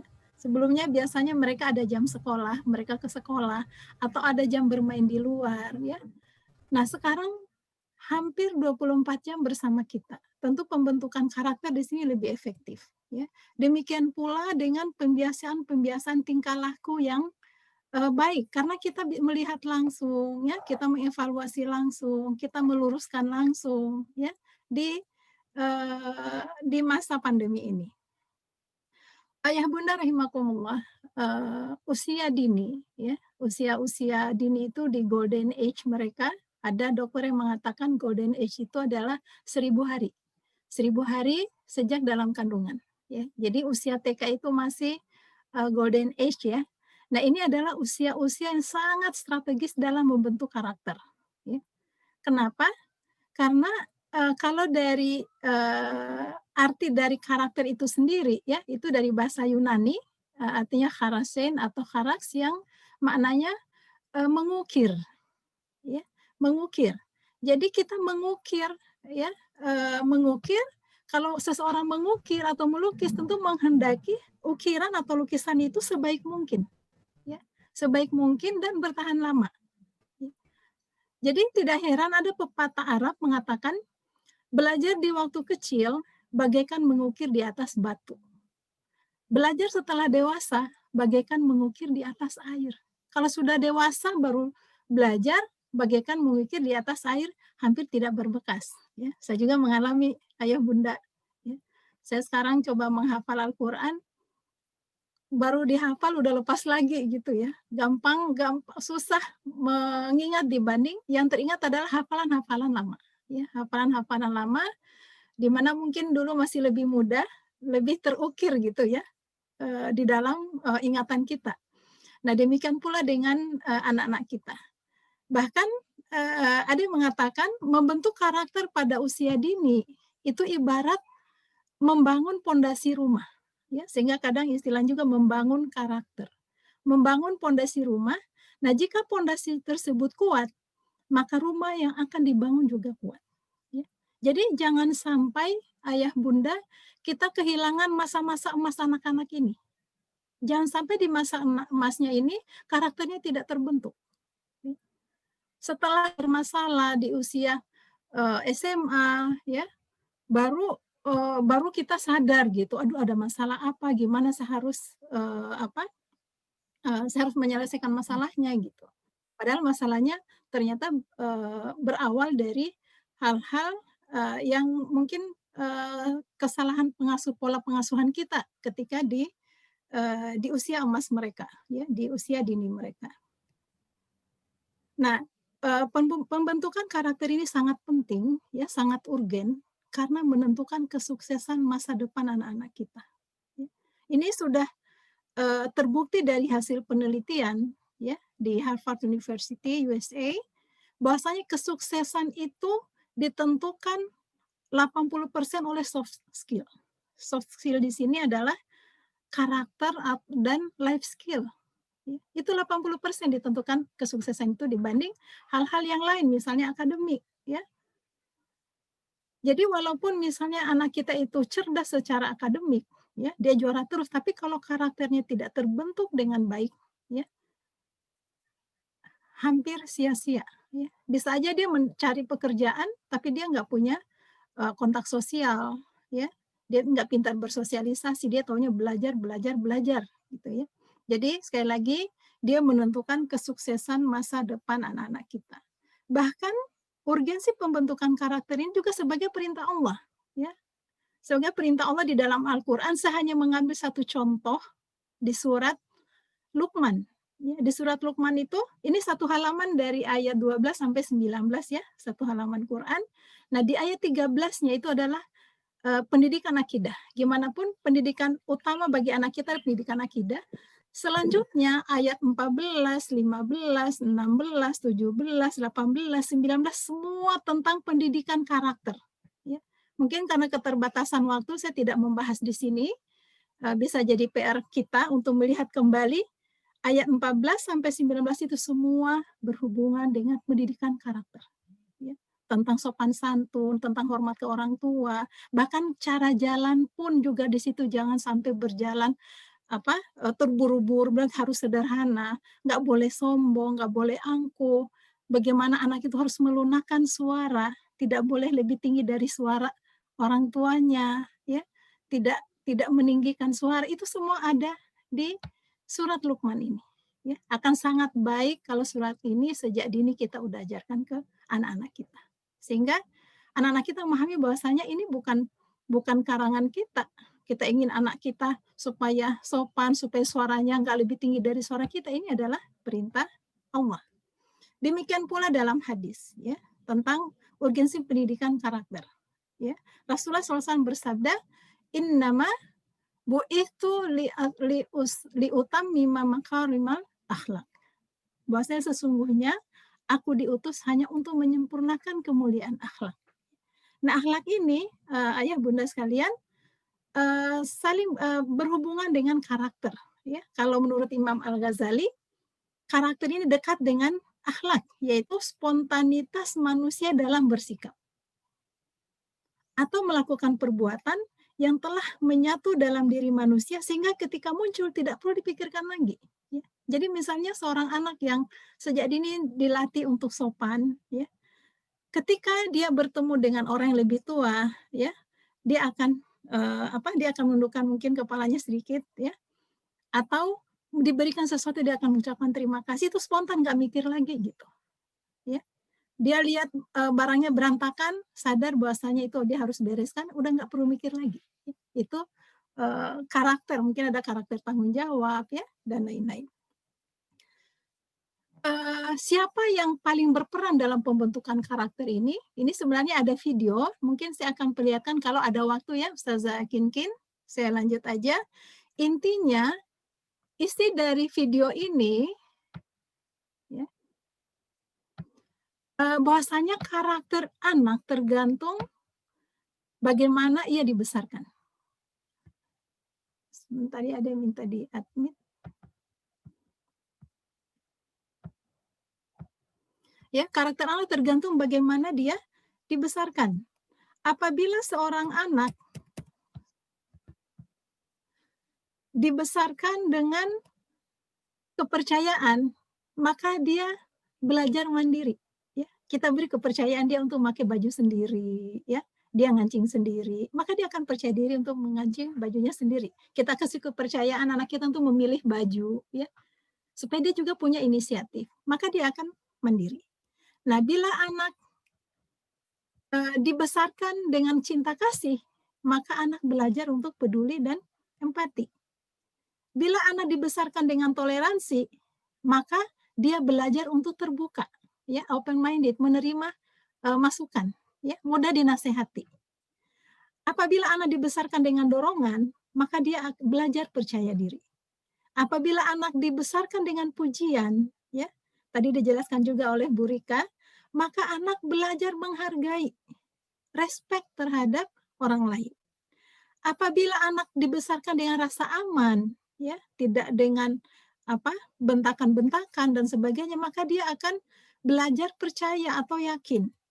Apabila anak dibesarkan dengan dukungan, maka dia belajar untuk ulet dan tangguh. Apabila anak dibesarkan dengan kasih sayang, penuh persahabatan, maka anak belajar menemukan cinta dalam kehidupannya sehingga dia enjoy dalam kehidupan. Ya. Nah, apabila anak dibesarkan dengan pengertian, maka dia akan belajar untuk bersabar. Nah, ayah bunda rahimakumullah, sebaliknya, ya, apabila anak dibesarkan dengan celaan, ya, maka dia belajar untuk memaki. Apabila anak belajar dibesarkan dengan permusuhan, ya, maka dia belajar untuk menentang. Apabila anak dibesarkan dengan cemoohan, maka dia belajar rendah diri, nggak akan percaya diri. Bila anak dibesarkan dengan hinaan, maka dia belajar menyesali diri. Ya. Bila anak dibesarkan dengan kecaman, ketakutan, maka dia belajar resah dan cemas. Bila anak dibesarkan dengan ejekan, maka dia belajar untuk menjadi pemalu. Ya. Bila anak dibesarkan dengan kritikan, ya, kayaknya nggak ada bagusnya hasil kerjaan dia gitu ya, maka dia belajar untuk mengutuk, bahkan mungkin mengutuki dirinya sendiri. Nah, siapa yang membesarkan? Ya. Siapa membesarkan? Jadi tergantung kita yang membesarkan anak-anak. Ya. Kullu maulidun yuladu alal fitrah. Fa'abawahu, orang tuanya lah. Au yuhawidanihi, au yunasiranihi, au yumajisanihi. Ya. Jadi anak-anak itu terlahir dalam bentuk fitrah, kecuali orang tuanya menjadikan mereka Yahudi, Majusi, Nasara, atau tetap dalam fitrahnya. Jadi kembali tergantung kita. Ada beberapa karakter yang sebaiknya dibentuk pada diri anak-anak kita. Yang paling penting adalah karakter religius. Dari kecil kita biasakan mereka, ya, melihat kita sholat, ya, melihat kita tilawah, ya, kita biasakan mereka mengikuti. Kemudian karakter disiplin. Kita membuat jadwal. Kalau anak-anak nggak disiplin, kitanya juga nggak disiplin, sama aja bohong. Ya, dia harus benar-benar ditanamkan pada anak sejak usia dini. Demikian pula karakter kreatif, cerdas, karakter mandiri, tanggung jawab, karakter jujur, karakter peduli, empati, terbuka, karakter sabar, sopan, santun, ulet, tekun, dan sebagainya. Ya. Itu yang sebaiknya kita tanamkan kepada anak sejak dini. Nah, ada metode pendidikan karakter yang efektif. Ya. Ini, Masya Allah, saya sejak awal menikah, saya sudah membaca buku ini, Tarbiyatul Aulad fil Islam. Dan saya sangat terkesan dengan 5 metode pendidikan anak di dalam buku tersebut, ya, bukunya Tarbiyatul fil Aulad. Ini Dr. Abdullah Nasi Ulwan ini alumni Al-Azhar Kairo, kalau nggak salah beliau orang Suriah. Nah, metode pertama adalah pendidikan dengan ketauladanan. Jadi nggak usah banyak omong, ya. Anak ngelihat kita tilawah ba'da maghrib, maka dia juga akan insya Allah akan mengikuti. Anak yang masih kecil, ya, belum bisa bicara pun, ngelihat kita sholat, dia ikut juga jungkir balik, sujud gitu ya, keteladanan. Kemudian pendidikan dengan adab kebiasaan. kita membiasakan misalnya tiap ba'da maghrib itu Quran, apapun kondisinya. Maka lama-lama mereka udah nggak perlu disuruh lagi. Udah terbiasa namanya ba'da maghrib itu adalah Quran time, pembiasaan.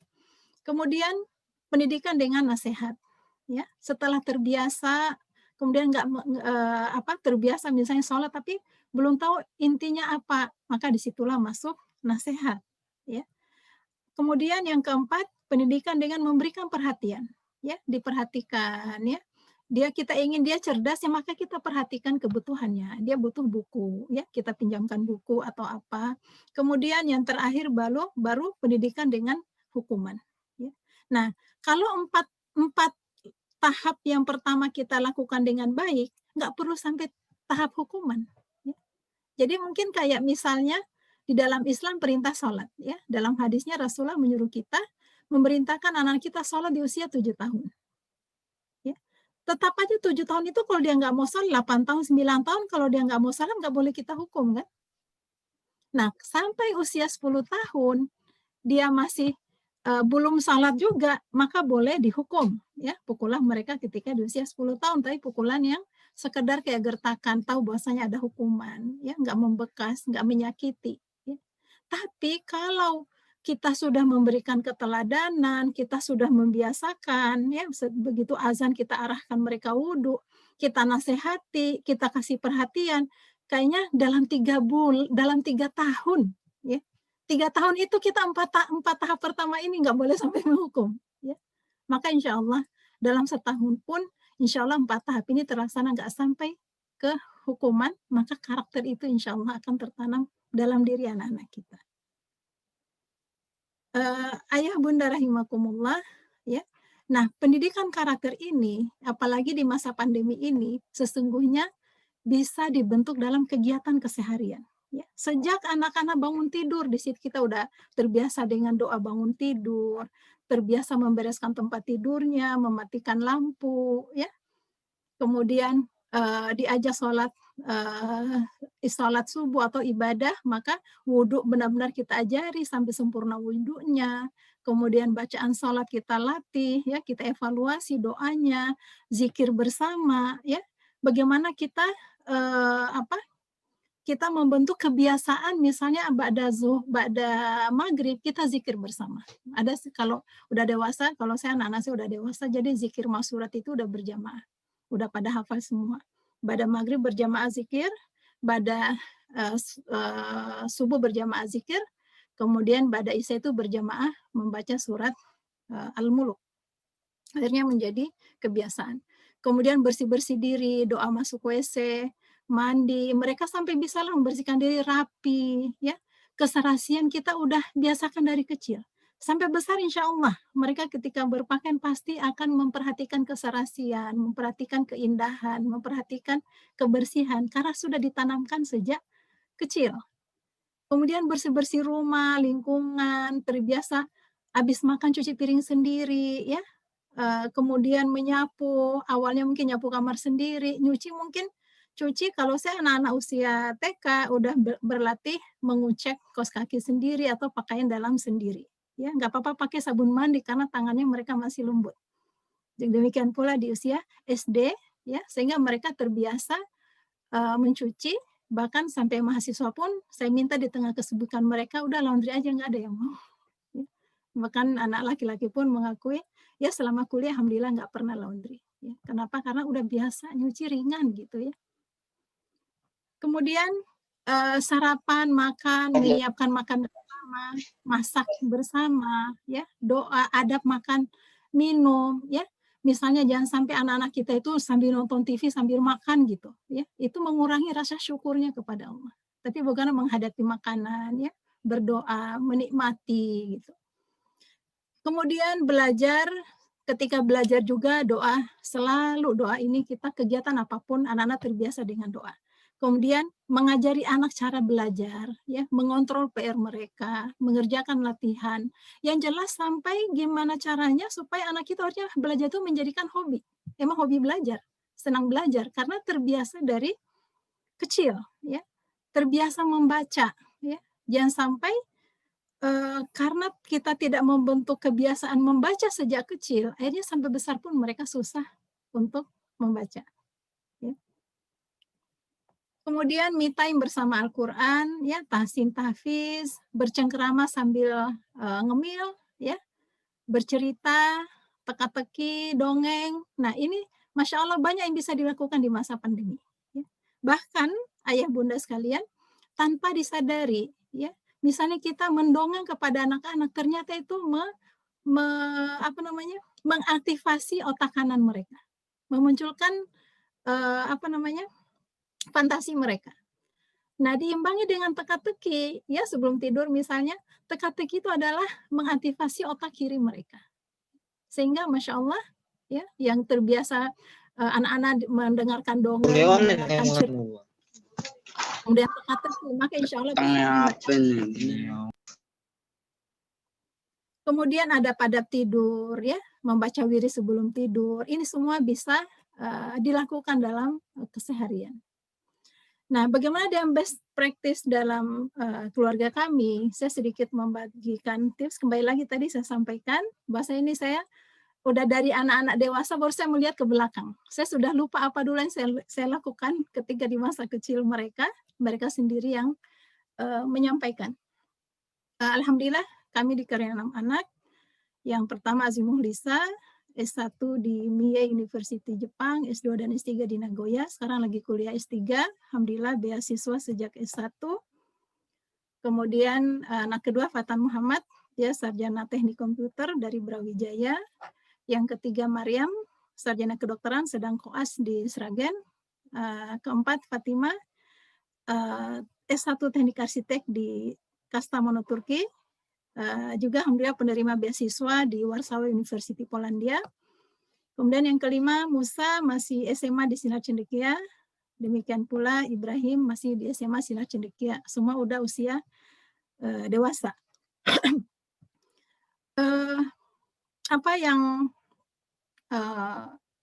saya lakukan ketika mereka kecil, ya, ini pengakuan anak-anak setelah dewasa. Ini percakapan saya di bulan Agustus kalau nggak salah, ya. Jadi ini yang pertama udah 8 tahun meninggalkan rumah karena dari S1 dia sudah di Jepang. Ke Jepang usia masih di bawah umur, belasan tahun, ya, tamat SMA.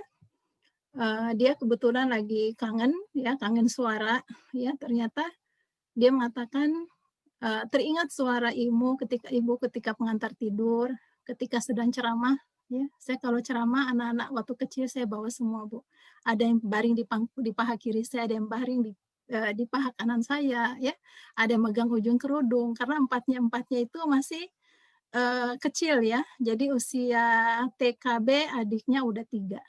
Dalam 6 tahun 4 anak, ya. 5 sebenarnya, tapi 1 saya keguguran. Kemudian ternyata suara-suara kita itu sangat dikenang oleh anak. Suara kita ketika menyanyi, ketika bercerita, itu membekas di hati anak. Ya. Dia mengakui ketika sudah dewasa dan tahu mana lagu-lagu yang dinyanyikan oleh Umi, kakak tersadar bagaimana hebatnya Umi sebagai mendidik bibit-bibit pendakwah, pejuang dengan menanamkan fikrah. Lagu sederhana. Ya. Sederhana, dia teringat ternyata lagu misalnya Dusturun Al-Quran. Ya. Ada yang tahu kali ibu-ibu, ya? Dusturun Al-Quran itu Quran, petunjuk kami, Rasul sebagai teladan, Islam sebagai agama kami, sederhana, ya, hanya mendendangkan sebelum tidur. Ternyata lagu-lagu ketika kita mendendangkan anak itu terkesan dalam hati anak. Ya. Nah, jadi jangan sia-siakan kesempatan itu, nyanyikan lagu yang insya Allah menguatkan akidah anak. Ya. Lagu Dusturun Al-Quran ada yang ini saya ingatkan, lagunya itu sederhana, Bu. Dusturun Al-Quran, Allahu ayatuna. Allah tujuan kami. Wa rasuluna adana da'imu da'watina. Tanpa sengaja, lagu sederhana. Tapi setelah dewasa di usia mahasiswa, mereka sudah menjadi pendakwah-pendakwah. Bahkan sudah mengislamkan temannya, sudah mengajak sekian banyak yang berkerudung, ya. Dari anak pertama seperti itu, anak kedua juga alhamdulillah di SMA pun ketua rohis, di mahasiswa pun ketua rohis kampus, ya, mengevaluasi kegiatan rohis di fakultas-fakultas. Demikian pula yang ketiga, ya, bahkan yang ketiga itu jadi mentor digaji oleh universitas di UII, ya. Maksudnya lagu-lagu sederhana, tapi itu ternyata tertanam di dalam hati mereka. Ya. Atau di sini lagu Mawahidun Anak, ya, semangat, tapi ternyata itu membekas tauhid, ya, tentang akidah itu tertancap ke dalam lubuk hati mereka. Ya. Muwahidun ana wa mu'minun billah, Allahu khaliqi wa wahidul ana, ya. Aku orang beriman, aku seorang mukmin, Allah menciptakanku, dan seterusnya. Sederhana, dan itu setelah dia di usia dewasa baru dia teringat gitu, ya. Atau mungkin lagu khatam Quran sederhana, ya. Khatam Quran ini bukan hanya boleh dibaca ketika menghatamkan Quran. Ketika menidurkan anak pun tidak apa-apa, itu adalah doa, ya. Bahkan kemudian dia mengakui bahasanya alhamdulillah, ya, Umi menanamkan fikrah, ya, kesendirian. Saya ditinggal suami 2 tahun, ya, saya membesarkan mereka 4 orang. Menanamkan fikrah lewat apa? Lewat cerita-cerita. Cerita-cerita yang mengajarkan, cerita-cerita tentang hebatnya Rasulullah, ya, tentang pejuang-pejuang, ya, di zaman Rasulullah, ya. Mereka lebih dulu mengenal itu daripada mengenal di zamannya itu ada Power Rangers, ada Satria Baja Hitam dan lain-lain, itu saya tidak mengenalkan gitu. Kebetulan acara TV juga saya batalkan. Kemudian apa yang dikatakan oleh anak saya, itu yang didahulukan sampai-sampai Azmi kecil ketika menggambar gunung, taunya gunung itu warna coklat. Kenapa? Karena saya lebih dulu mengenalkan cerita tentang Rasul dan gunungnya itu gunung-gunung di Arab, ya, gunung-gunung tandus tanpa daun, sehingga dia nggak tahu kalau gunung itu hijau. Di Jakarta kita nggak lihat gunung gitu, ya. Gurun pasir, cerita-cerita di zaman Nabi, ya. Kemudian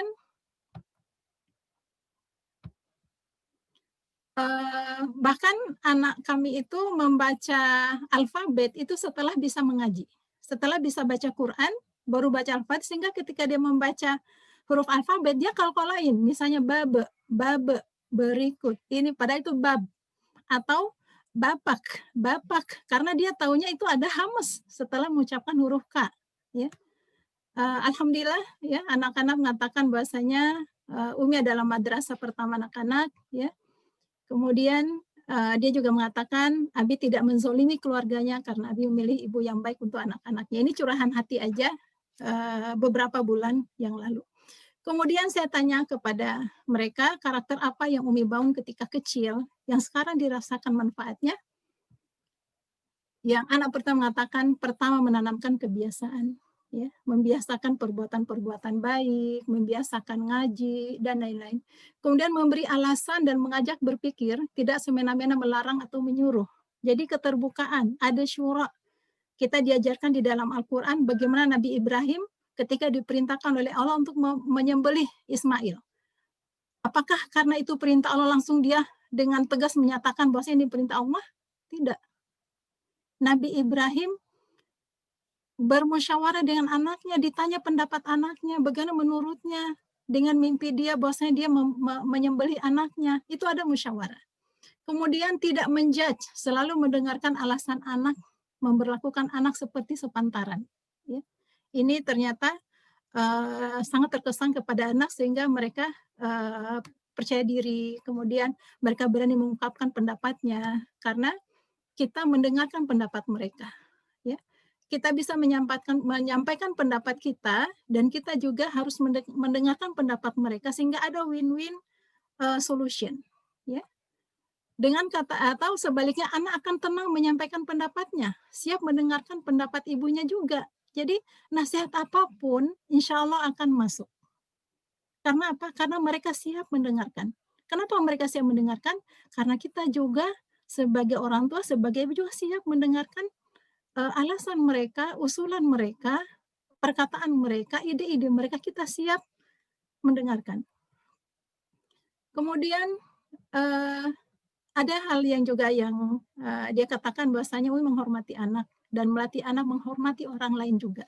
Ya, jadi untuk bisa anak hormat kepada orang lain, kita pun juga harus hormat kepada mereka, menghargai mereka, ya, memanggil dengan kata-kata sopan, ya, menyuruh mereka dengan minta tolong, ya, dan sebagainya.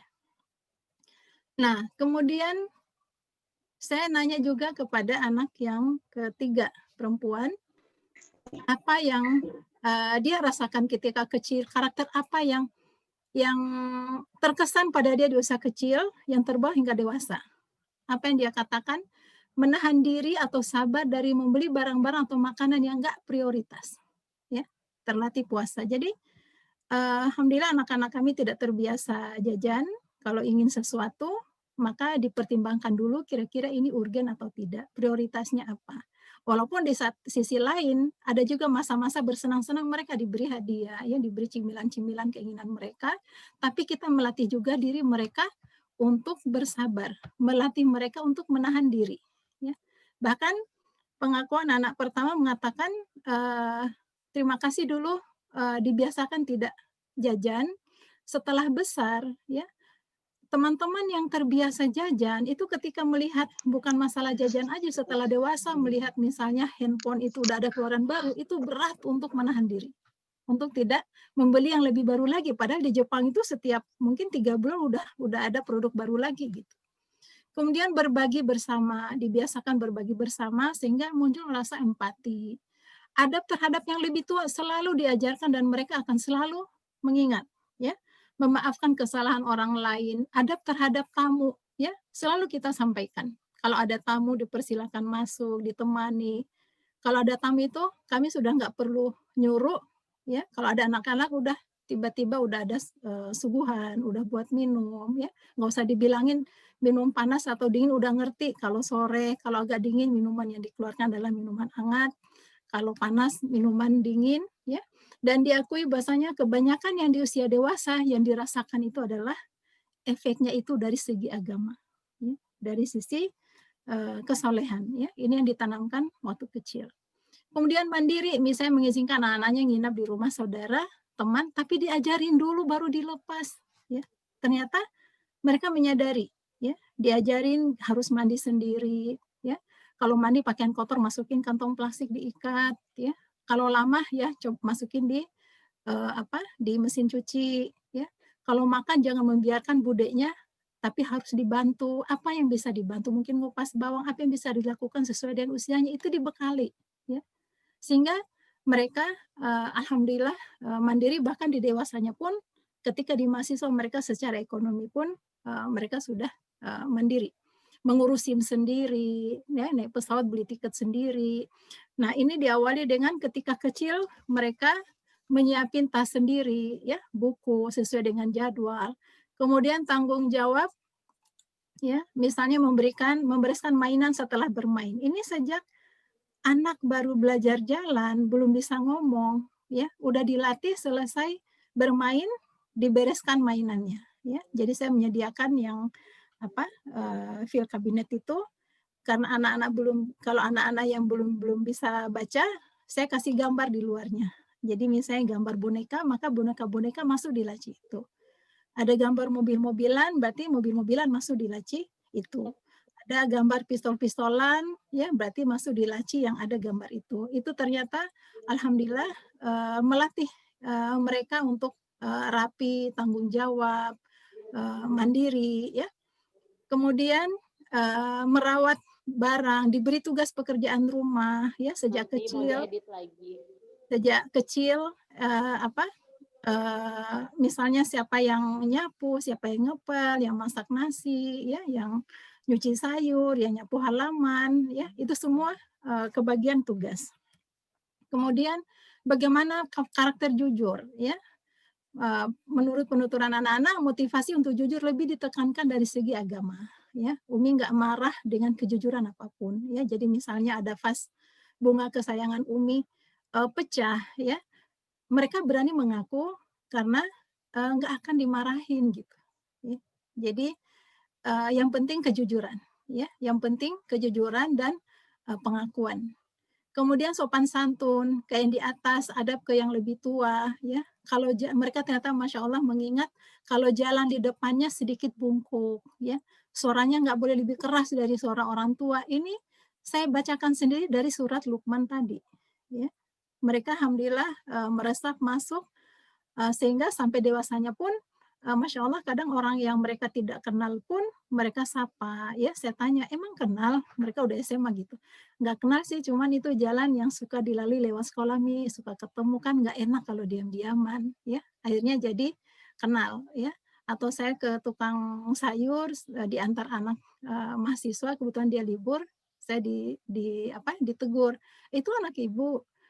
"Itu anak dari dulu suka nyapa saya," gitu, ya. Walaupun nggak kenal ya, ke tamu ya. Atau kadang, pengakuan teman suami ketika anak-anak main di taman kota, teman suami cerita, "Saya kaget, kami jalan suami istri udah usia pensiun ya, udah uzur, terus ada sepasang remaja datang-datang saling cium tangan," gitu. Terus ditanya, "Ini siapa?" Mereka mengaku saya anaknya, Bu Mun ya, ternyata kenalnya waktu masih kecil, tapi mereka kenal orang tua tersebut, maka mereka akan menyapa ya, karena itu sudah, tertanam, eee, karakter yang, tertanam sejak kecil. Kemudian percaya diri, dengan memuji kelakuan baik, itu ternyata membawa anak-anak percaya diri ya. Walaupun mungkin belum baik, tapi kita ucapkan baik, ya kita katakan Masya Allah tampilannya baik, kerjaannya baik ya. Kemudian sesederhana aja pun, sesederhana apapun kita kasih reward ya.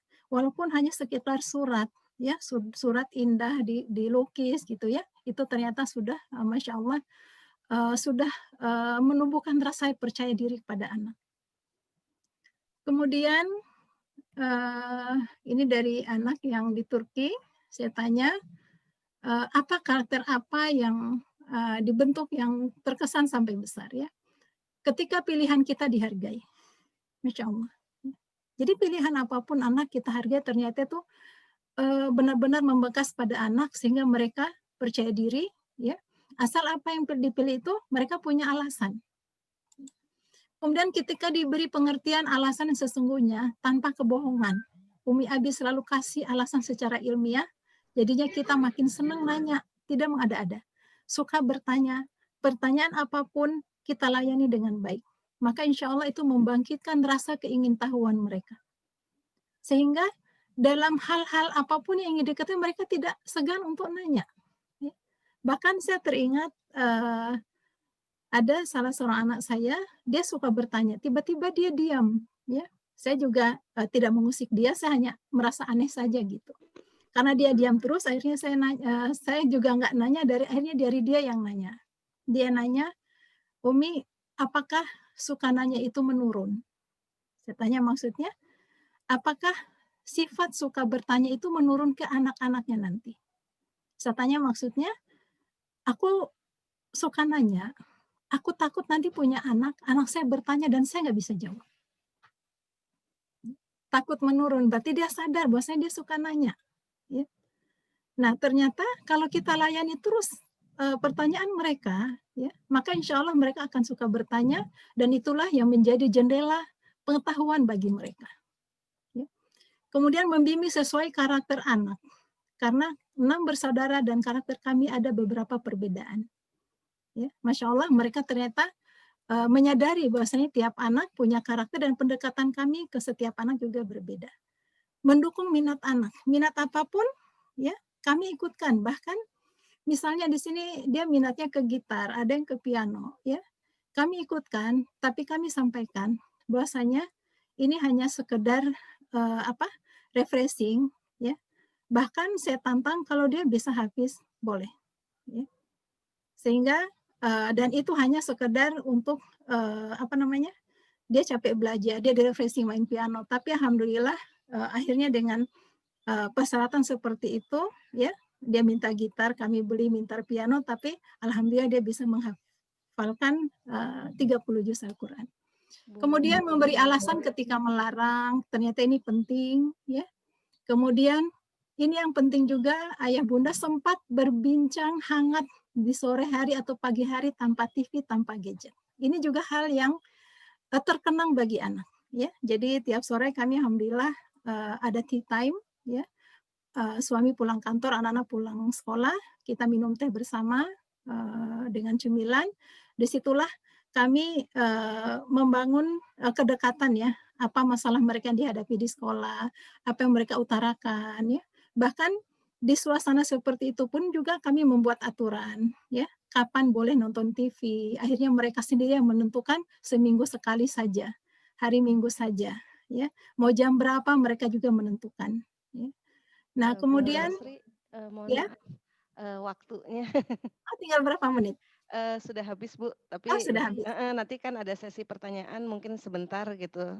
Oh ya, Iya, baik. maaf ya, Bu. Oke, insyaallah. Jadi ayah, bunda,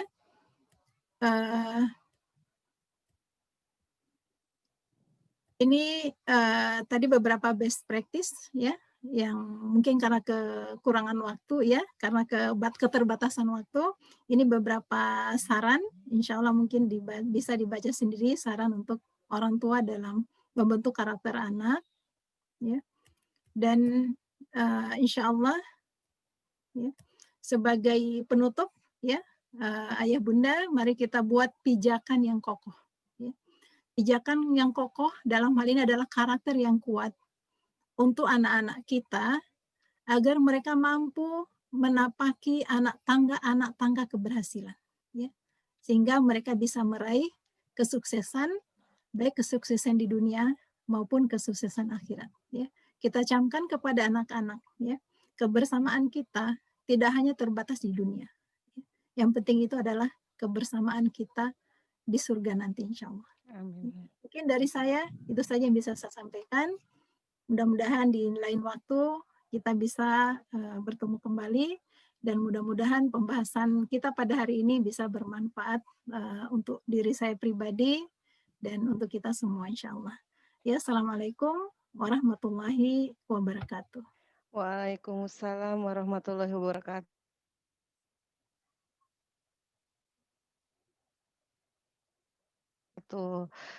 Best practice ya. Kayaknya nggak cukup gitu kalau cuma sebentar ya Bu Mun, tapi mohon maaf ada keterbatasan waktu. Pengennya sih lanjut terus, pengennya gitu kan, maksudnya mendengarkan pengalaman sharing dengan Bu Mun, cuman mohon maaf sekali ada keterbatasan waktu. Jadi ini ada banyak pertanyaan juga sebenarnya Bu Munasri. Jadi seperti pada Bu Rika tadi, mohon maaf jadi hanya satu pertanyaan yang akan kami sampaikan, tetapi nanti selebihnya pertanyaan dari ayah dan bunda akan kami teruskan kepada Bu Munasri. Nanti semoga Bu Munasri tidak keberatan untuk menjawabnya melalui WhatsApp atau email. Nanti kami akan meneruskan kepada ayah bunda melalui grup parenting yang sudah kami buat sebelumnya. Begitu Bu Mun ya. Ya baik. Ini ada pertanyaan dari Ibu Lili. Kebetulan anandanya bersekolah di TK Sinar Cendikia kelas TKB. Jadi Bu Lili ini bertanya, pada saat Zoom anak meng-off-kan kamera, kemudian anak ini membuka YouTube, game atau sosmed. Jadi bagaimana ya, padahal ini sebenarnya dalam kegiatan belajar ya, jadi harusnya Zoom, tapi ini anak ini mematikan kameranya terus malah membuka aplikasi yang lain. Nah, bagaimana caranya memberi pengertian kepada anak supaya pada saat Zoom ini bisa mengikuti atau menyimak instruksi dari ibu guru dengan baik. Nah, seperti itu Bu Munasri. Silakan. Assalamualaikum warahmatullahi wabarakatuh. Bu Munasri suaranya ya. Oh, kurang keras ya. Assalamualaikum warahmatullahi wabarakatuh. Waalaikumsalam warahmatullahi wabarakatuh. Tadi tentang anak yang meng-off-kan kamera ketika belajar, kemudian membuka bahkan membuka YouTube atau yang lain. Nah, Kalau saran Bu Munasri, jadi sekedar informasi bahwa Bu Lili ini anaknya ada 4 orang. Jadi yang satu yang paling besar ini sudah mahasiswa. Nah, yang kedua, ketiga ini masih SD dan SMP. Lalu yang terakhir ini yang masih bersekolah di TK. Ini jadi saya juga kurang tahu ini kasusnya terhadap anak yang mana. Cuman mungkin bisa dijelaskan secara umum atau bagaimana gitu. Masya Allah ya, Bu Lili, bagaimana anak yang Masya Allah ada mahasiswa, ada SMA, ada SMP juga ada. Iya, betul sekali. Saran dari saya, ketika anak melakukan itu, sebaiknya kita nggak menegur waktu itu, ya. Mungkin kalau ditegur langsung, dia akan ya kalaupun dia menghentikan dengan, tidak ikhlas ya, mungkin dengan bahkan marah ya, bahkan mengganggu konsentrasi dia belajar. Ya mungkin kita melihat kasus seperti itu, ya, kita sampaikan, ke guru, kan ada aturan dari guru sebenarnya, ya. Guru kita minta untuk me-reminder lagi peraturan tersebut, kemudian kita juga menasehati, ya. Ini masalah kejujuran, ya. Harusnya kan jujur ketika belajar, dia on-kan kamera, ya.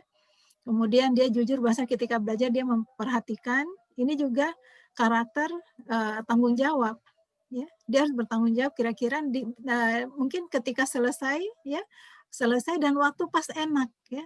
Menasihati itu ketika suasana hati anak itu enak ya, mungkin ketika minum teh bareng atau ngemil, kemudian, disampaikan ya, bahasanya misalnya ini ada diingatkan aturan dari guru ketika belajar harus, on-kan kamera ya.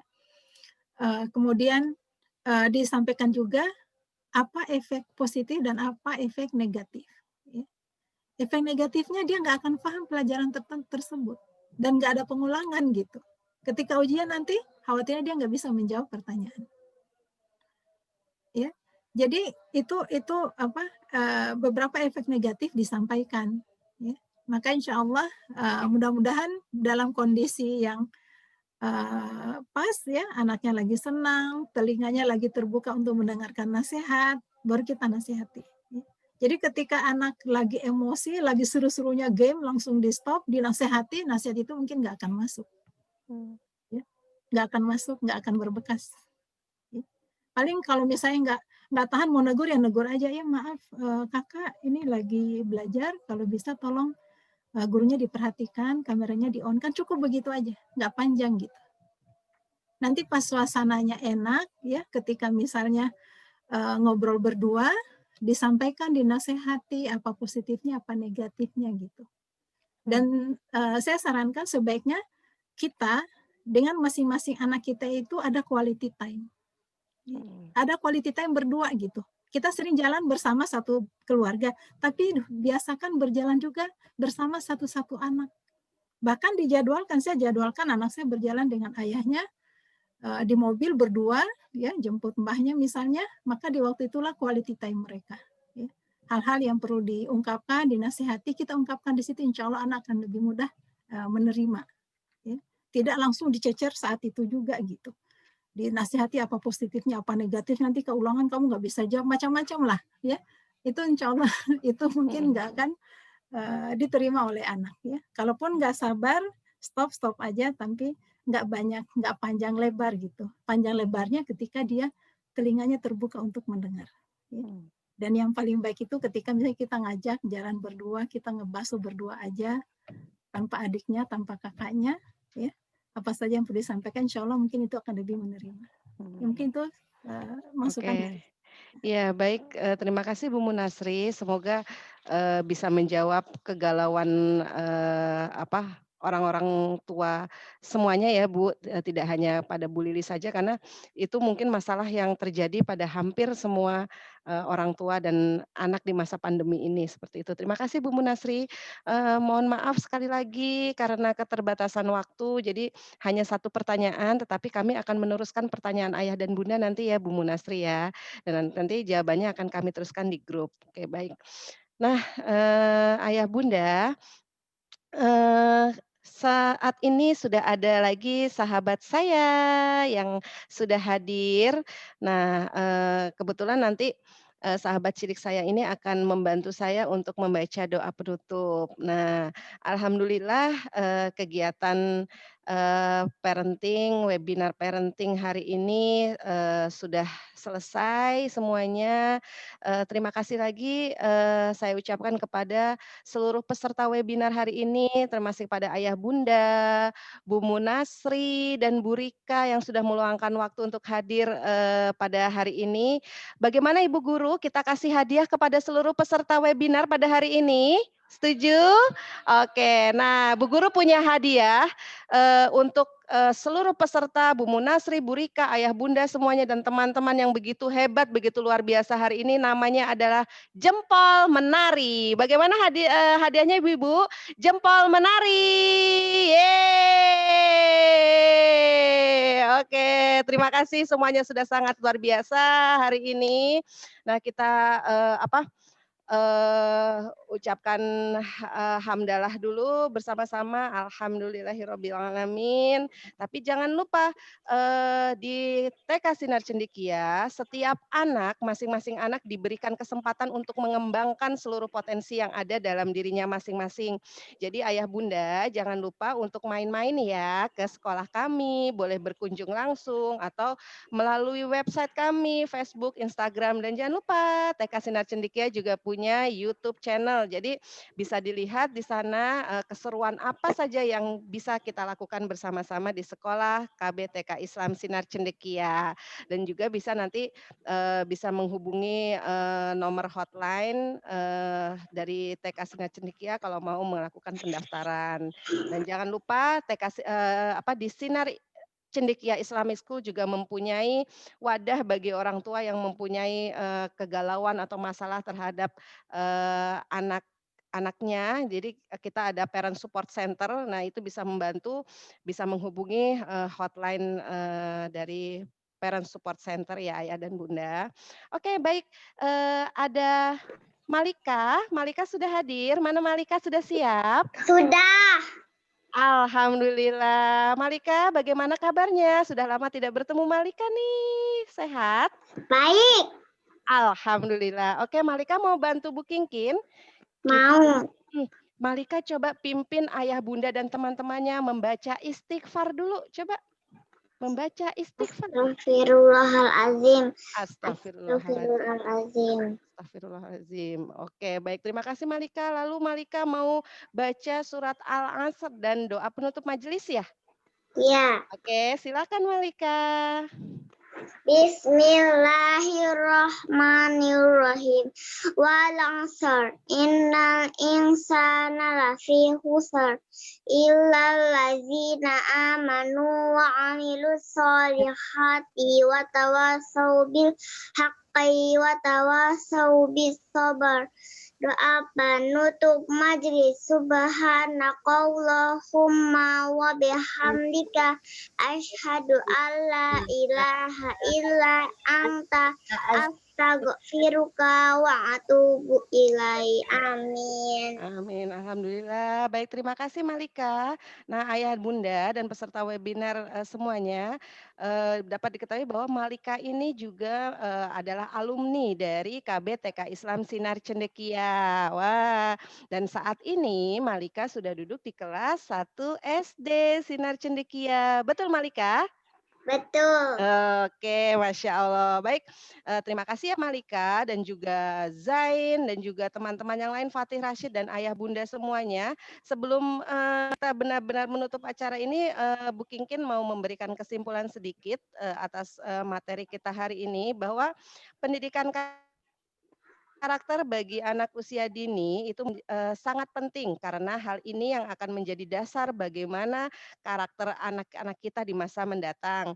Dan orang tua berperan sangat penting dalam membentuk karakter buah hatinya. Pendidikan karakter yang tepat akan membuat anak memiliki sikap-sikap yang positif, karakter yang kuat dan tangguh, dan akan membawa anak-anak kita kepada kesuksesan. Oke, demikian webinar parenting hari ini. Mohon maaf jika ada kesalahan, itu datangnya dari kami selaku panitia dan kesempurnaan datangnya hanya milik Allah semata. Wassalamualaikum warahmatullahi wabarakatuh. Terima kasih semuanya. Waalaikumsalam warahmatullahi wabarakatuh. Terima kasih. Sampai berjumpa lagi. Insya Allah. Sampai berjumpa lagi. Insya Allah kita berjumpa karena Allah, kita berpisah karena Allah, kita berjumpa karena Allah, kita berpisah karena Allah. Oke. Dadah, dadah, dadah. Terima kasih semuanya. Teman-teman. Mana Rashid? Wah, ada yang sudah mengerjakan tugas nih dari Bu Guru. Masya Allah, hebat, Fatih Rashid. Oke, terima kasih ya Bunda semua. Dadah. Oke, Ayah Bunda juga terima kasih. Nah, semoga kita bisa menjadi guru-guru Dadah, Bu Kiro. Ayah dan Bunda. Oke, baik. Selamat Hari Guru juga untuk Ayah dan Bunda di rumah. Terima kasih sudah membantu Ibu Guru membentuk karakter anak-anak di masa pandemi. Oke, oke Bu Guru. Ya, terima kasih.